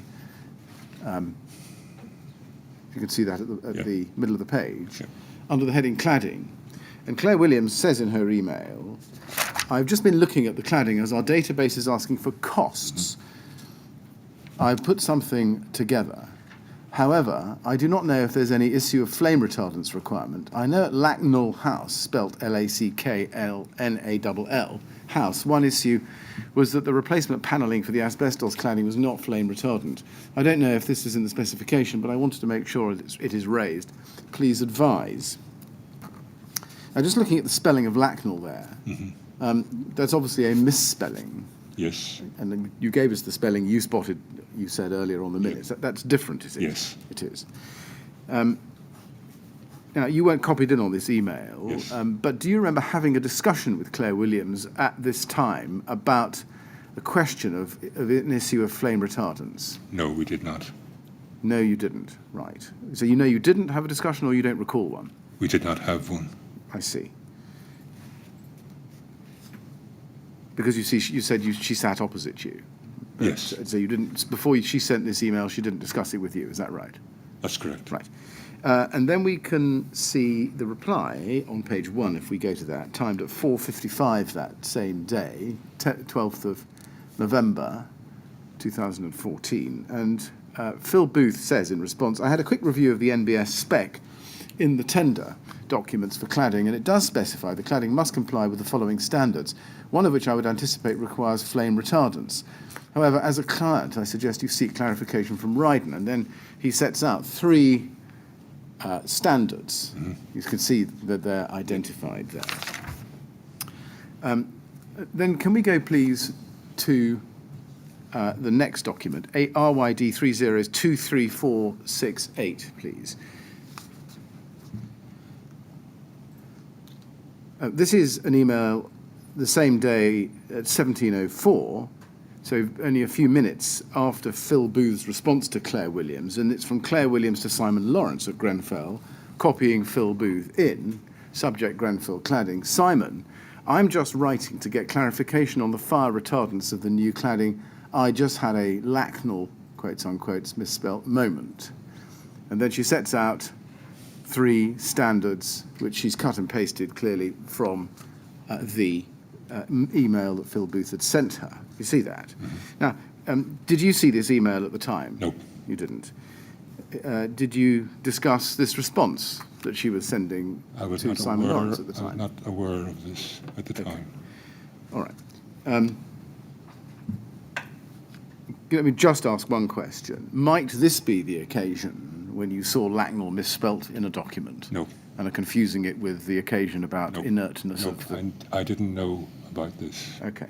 Because you see, here is the very request that you say you put to Simon Lawrence that Claire Williams is putting to Simon Lawrence on the 12th of November 2014 at 17:04. Do you see?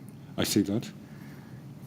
Now, can I then ask you to look at an email that you received on the 4th of February 2015 at TMO 1008700.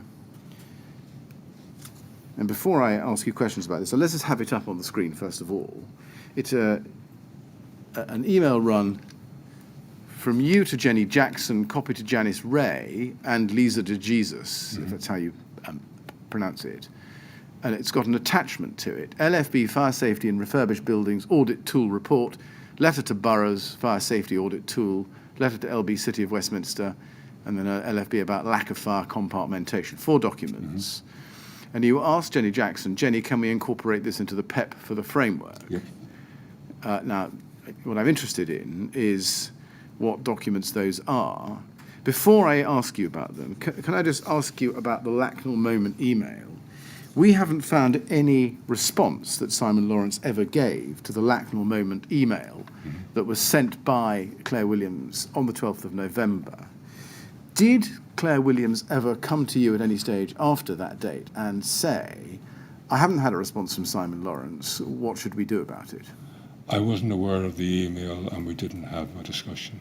When you asked, as you say you asked, the question of Simon Lawrence at the meeting to which you referred earlier, were you aware that Claire Williams had asked the very same question of Simon Lawrence in the November of the previous year, No. according to your time? You weren't? No.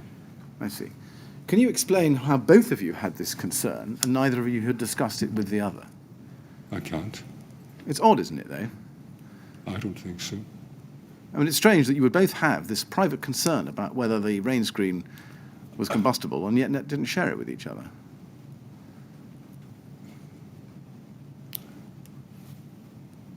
When you say we didn't share it with each other, when I raised the query, Claire was in the meeting Exactly. Yes. So, But mine was at a later date. indeed. Yes. So did she not say to you, that's funny, I've already asked that question of Simon Lawrence. No. She didn't. No. Because you see, you've both had separate Lakanal moments, if I can put it that way, and not shared them with each other. Can you account for that? Claire was in attendance when I raised my query. In terms of Claire's everyday work, there was no need for me to be involved in these discussions. You know, she was doing her job. If she had a query, she raised a query. Okay.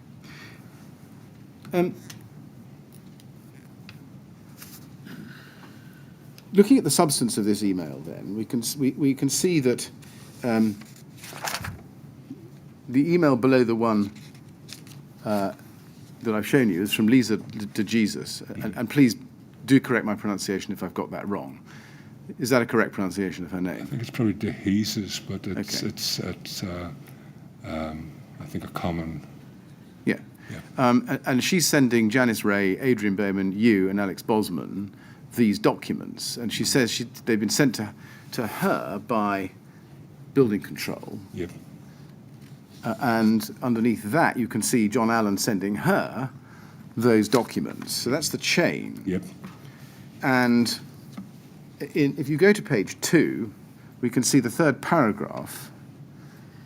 And this is John Allen telling the recipient of this email, in the third paragraph, this correspondence results from the findings of the Lakanal House Inquiry. The fire authority wished to engage with those involved in the refurbishment and repair of their property portfolio. I'm therefore forwarding it to you. If you do not feel this is appropriate, please let me know and I will contact the fire authority. I've also forwarded this to Amy and the Director of Corporate Property. Mm-hmm. Now, let's look at one of the attachments to your email at the very top of this string. And this is TMO 100-42977. This is a letter sent by the Deputy Commissioner of the LFB in respect of fire safety in refurbished buildings, dated the 5th of January 2015. You can see that. And so this is about a month old. And if we look at the second paragraph of the text, it says, in our experience, buildings can and do become compromised in fire safety terms as a result of refurbishment works. We are all aware of high-profile cases, but the brigade regularly comes across many other examples. I attach some pen pictures at Appendix 1. You will see that in one case, a fire death was a consequence. We consider that refurbishment works that compromise fire safety pose a serious risk to the safety of residents and the general public, and that therefore authorities need a strategy for assessing that risk and for taking appropriate remedial action. The audit tool, which is enclosed, is designed to help authorities to examine whether their policies and practices are sufficiently rigorous in considering fire safety when refurbishment projects are undertaken. Now, that letter was clearly relevant to the TMO, wasn't it? Which is why you received it. Yes. Yes. And it was clearly relevant to the refurbishment of Grenfell Tower in particular, wasn't it? Yes. And we see that you forwarded it to Janice Ray and John Borrow. Did you forward it to anybody working on the Grenfell Tower project itself, such as Claire Williams, for example? I don't recollect doing so. I think I was looking at our feature work on the decisions had been made on Grenfell. Why didn't you send it to Claire Williams? I didn't think to. No, but why not? Well, by putting it in the project, the PEP for the framework, it would have eventually got to Claire, because that PEP was for use by all project managers in terms of setting up our framework and how we were going to be delivering programs going forward. So she would have eventually got to see it, but I didn't see any urgency in doing it because I wasn't linking it to Grenfell at that time. I was linking it to how we planned and dealt with future works. Well, you say future works. It's as clear as it can be, isn't it? That it says that it's an audit tool being designed to help authorities consider fire safety when refurbishment projects are undertaken. Did this not ring an alarm bell with you that Here was Grenfell Tower, a refurbishment project being undertaken, and you needed to go through and use this audit tool in order to consider fire safety in respect of it.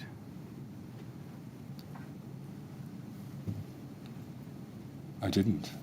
I know, and I just wonder why. Because I think Grenfell was quite advanced by that stage, and we were on site. This is January 15? January 15th. Yeah, yeah. So the design had been done, so I was looking at Right. just make sure we incorporate this into our future works programme and into the considerations while we're planning a future project. Did you look at the audit tool? I can't recall. Well, let's look at it. It's at TMO 1004296, please.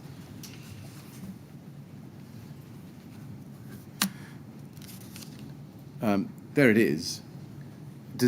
It's a fairly striking first page. Does it ring a bell with you? Not necessarily. It's got a question mark in the shape of a tower block, Oh, I didn't pick or a that. tower block in the shape of a question mark. Right. And it's fire safety in refurbished buildings.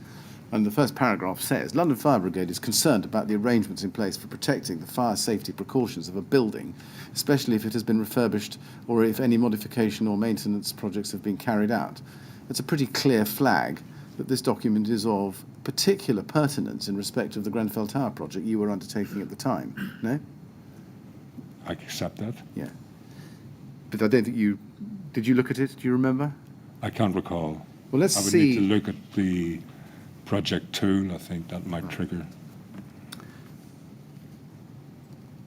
Right, well, let's look at that then, indeed. Let's go to section 2. It's divided into a number of sections. And let's look at section 2 and the introduction. And we need for that, I'm so sorry, page 3. This part of the audit tool is focused on whether there has been effective multidisciplinary working and that the appropriate professional disciplines have been involved in the planning for the works.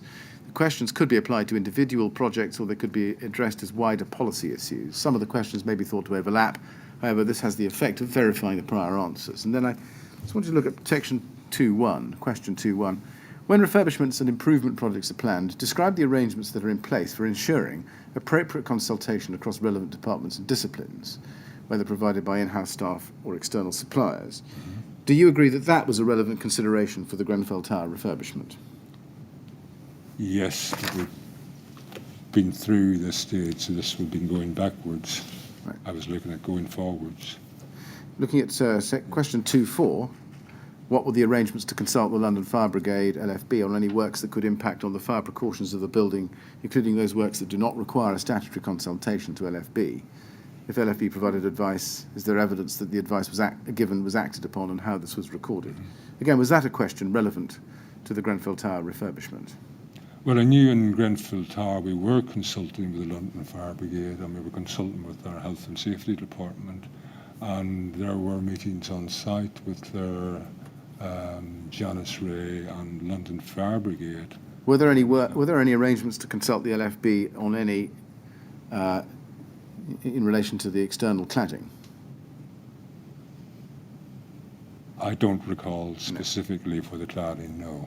We didn't see the cladding as being something that Section posed a risk 3.1. at that time. I'm so sorry, I cut across you. Sorry, we didn't see the cladding as something that posed a risk at that time because our expectation was that it was compliant. Section 3, towards the bottom of the page, this part of the audit tool looks at whether the different elements of a specific refurbishment, modification or piece of maintenance work were executed with fire safety in mind. It is recommended that the questions in this section are applied to individual projects. This will help to test whether your policies and processes work in practice. Question 3.1. Before carrying out the project, what assessment was made of the impact of these works on the fire precautions of the premises? Did you see that part of the tool at this time? It's possible I did, but my consideration was this is important. We need to put it into our plan for future works, but these issues we had already dealt. We were on site. The design had been completed on Grenfell. So I recognise it as a tool, but we weren't. I didn't consider going backwards with it. You didn't consider going back to Exova or Studio E or Ryden or anybody to say, please answer my question, could you just tell me what assessment was made of the impact of these refurbishment works on the fire precautions of the premises? Even though this was a tool that had come from the LFB, it was in your hands. Yes, but the design had been completed by this stage. We were at tender, we had a contract in place, and that contract was live. So it's too late. Is that right?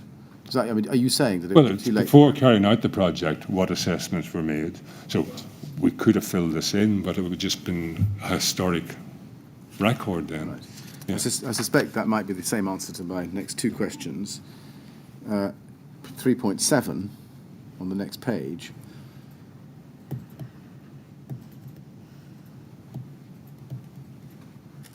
How did officers guard against the use of incorrect materials? Specifically, how was advice used by the London Fire Brigade about the effect of accumulated paint treatments taken into account? Well, ignoring the second question, as to the first question, was that something that you thought when you received this document you should ask? With regard to Grenfell? No. With regard to Grenfell, No. yes.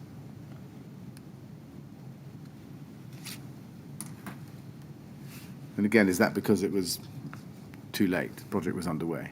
Project was underway. I recognise the questions it's asking, they're relevant, and that was why I was saying let's put it into our future works programmes to ensure that this is undertaken. See, you say it was too late, and yet you do put your question to Simon Lawrence about the rain screen and its fire safety at the spring of 2015, which is 7 months after this document. So why was it not too late to ask him the question in March, April 2015, as you say you did, and yet too late to ask the question at 3.7? Sorry, can you? Yes. Yeah. You've told us before that you raised the question with Simon Lawrence about the inertness of the rain screen in March or April 2015. Or earlier. Or earlier. Yeah. Or earlier. Yeah. True, but you put it to the point in time, I think, of Yes. after the planning consents had been Yeah. given in respect of the change to the windows. If it wasn't too late to ask that question at that stage of the design process, why was it not too late to ask this question? Or why was it too late to ask this question at 3.7? How did officers guard against the use of incorrect materials?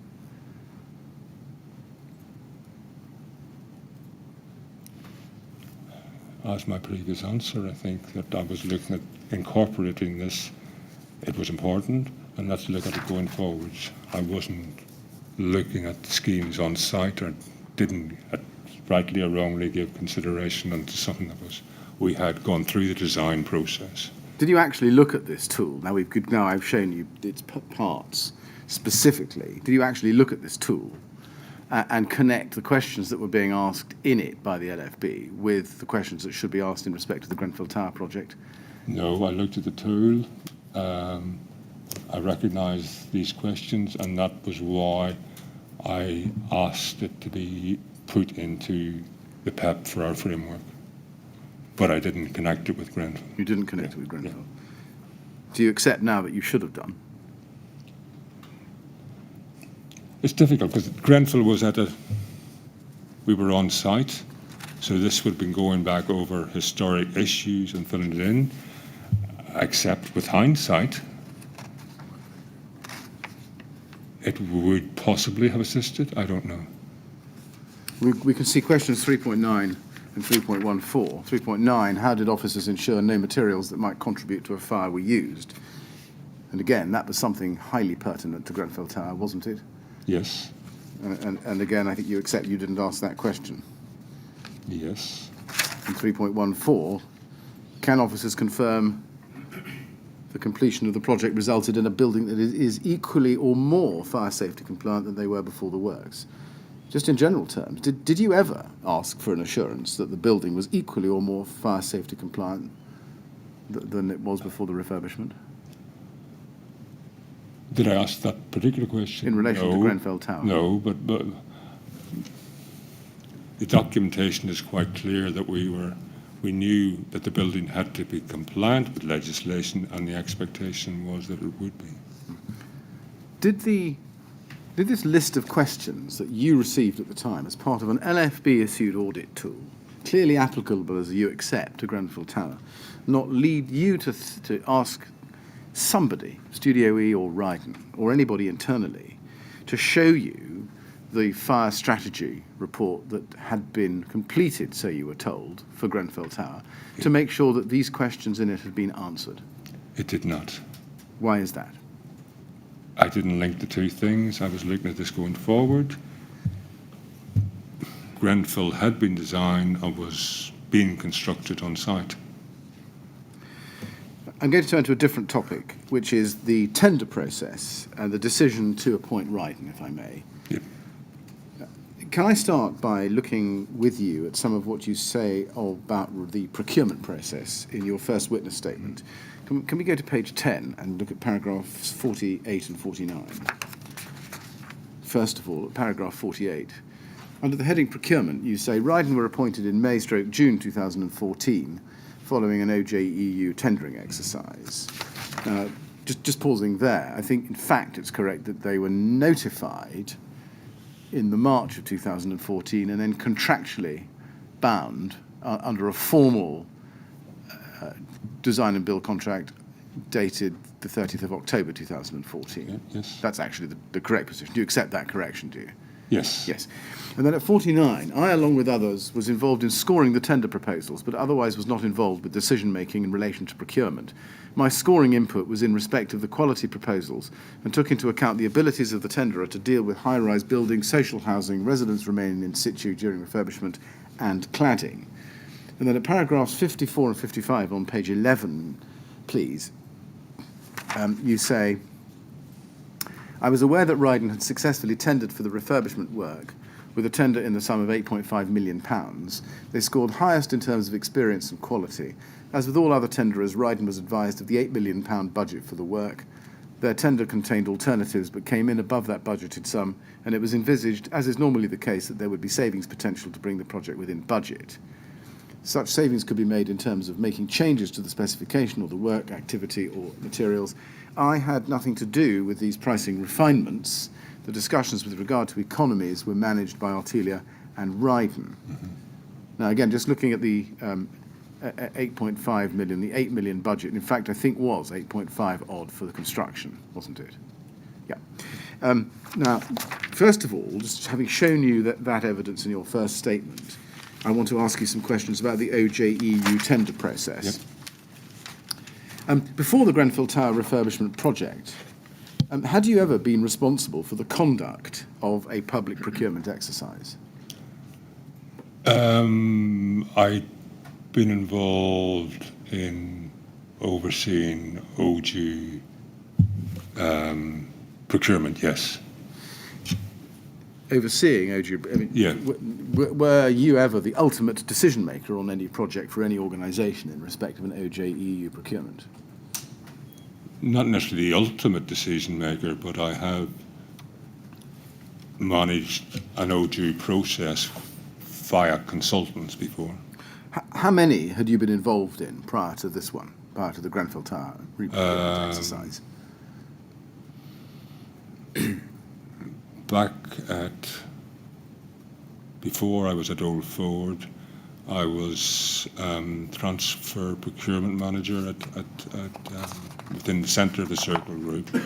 We had about 4 or 5 transferring authorities coming in to form, possibly coming in to form new group members.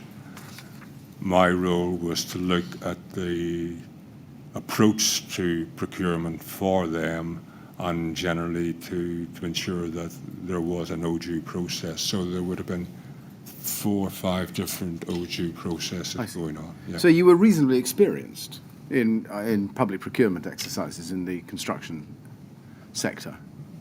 By the time I left the TMO, I was much more skilled.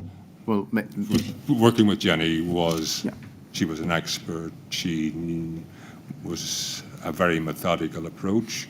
I'd followed the same approach before, but she was meticulous in how that approach was applied. Yeah, I'm really interested in before the Yeah. tender exercise. Yeah. Would you say that you had a reasonable grasp of the principles Yes. and obligations imposed by the procurement rules in respect of contracting authorities when awarding public contracts? Reasonable, yes. A reasonable grasp. Yeah. Yes. Now, we know that Ryden was ultimately selected in the OJEU competition. Yeah. Before we look at that, I just want to ask you about your knowledge of Ryden before the tender actually started. Do you remember that there was a request to Ryden in the spring of 2013 for Ryden to provide a quick and dirty price check for the Grenfell Tower project? No. Let me show you an email. It's RYD 401115.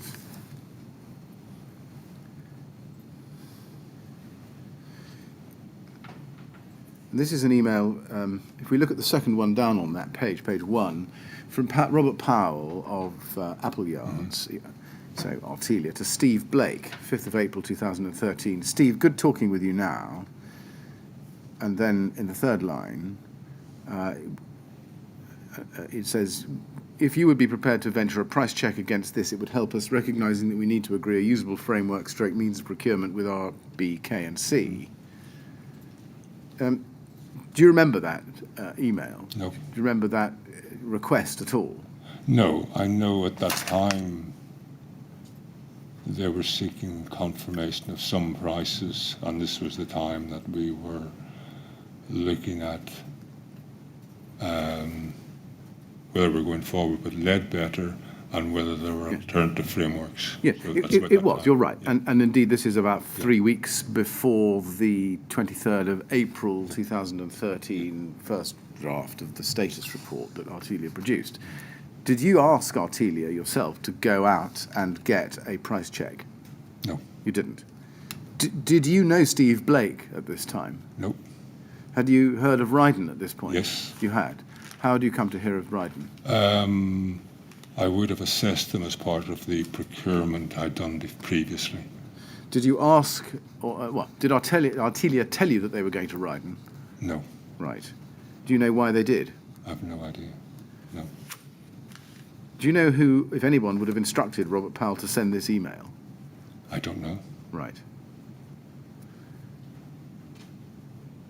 The reference here to agreeing a usable framework stroke means of procurement, I know you didn't see this at the time, but can we take it that you would agree with me that that means a price check with a view to using Ryden, potentially, as a contractor? Or at least having it on the list?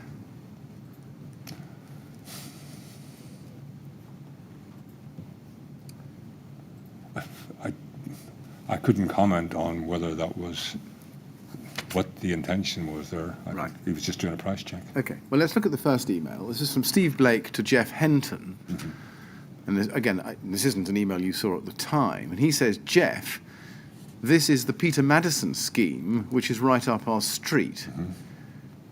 They are asking for a framework that we are one to procure to avoid OJEU.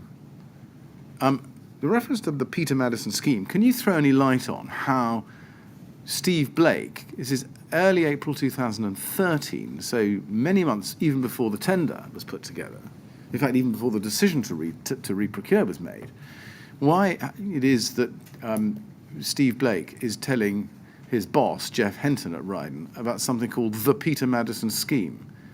Can you explain that? No, Do you know whether Peter Madison had been talking to Ryden at this time? I do not. So you got you can shed no light on how Steve Blake could have used that expression. I cannot. Right. Can we then turn to discussions in the early March of 2014? So we're looking now ahead a year. Just to bring you up to date with the chronology by this point, the ITT scores were finalised in late February 2014. the bids having come in on the 14th of February 2014, and the interviews were held on the 7th of March 2014, with a final tender report by Artelia addressed to Peter Madison 12th of March 2014, right?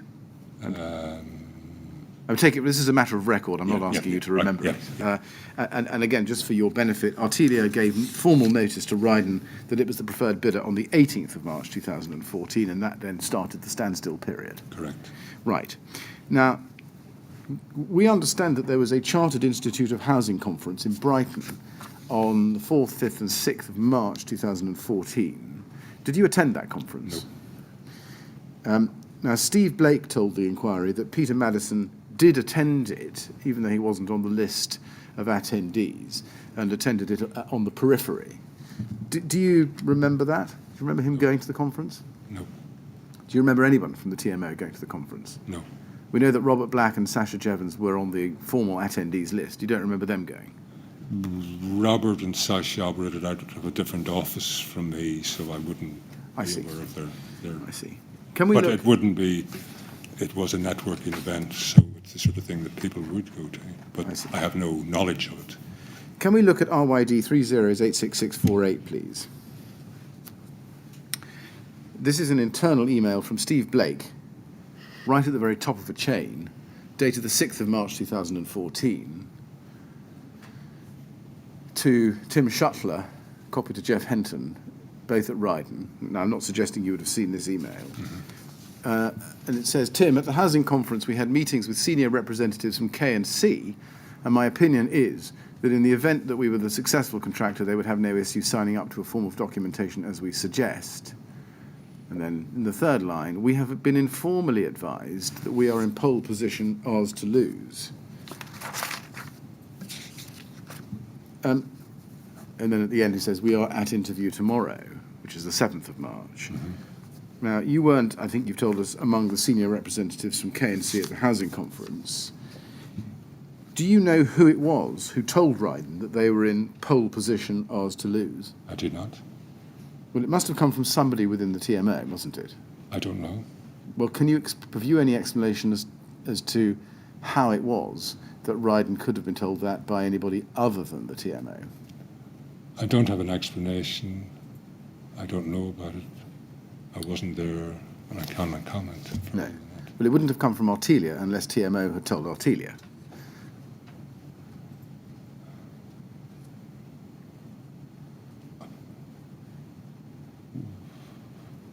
Sorry.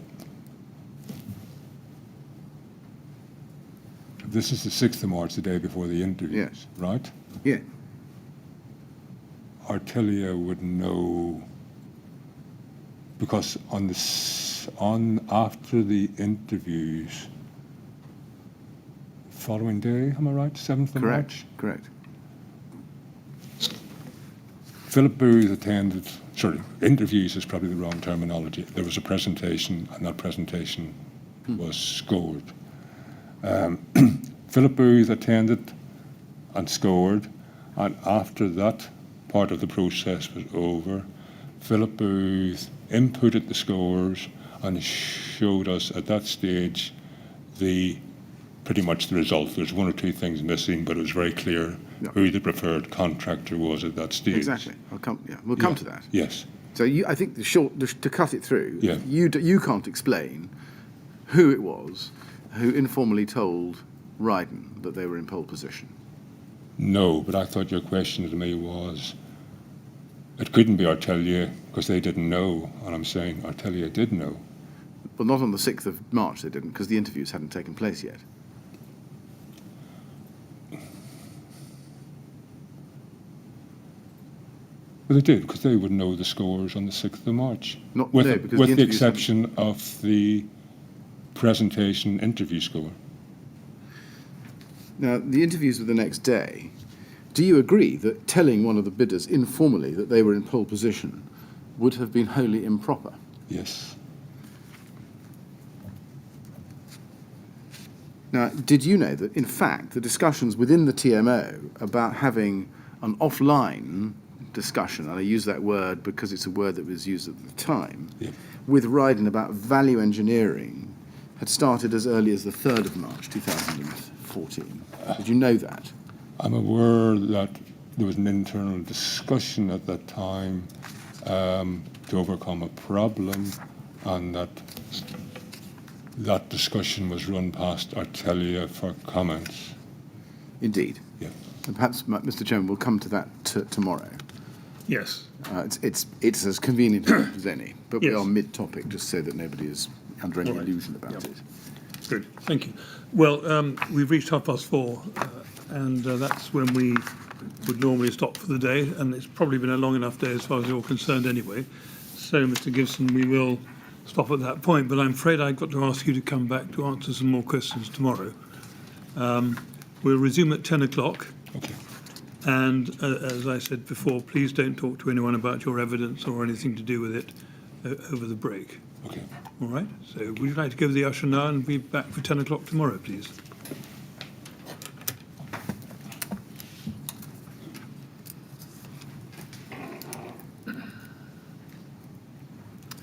Good. Thank you very much. 10 o'clock tomorrow, please.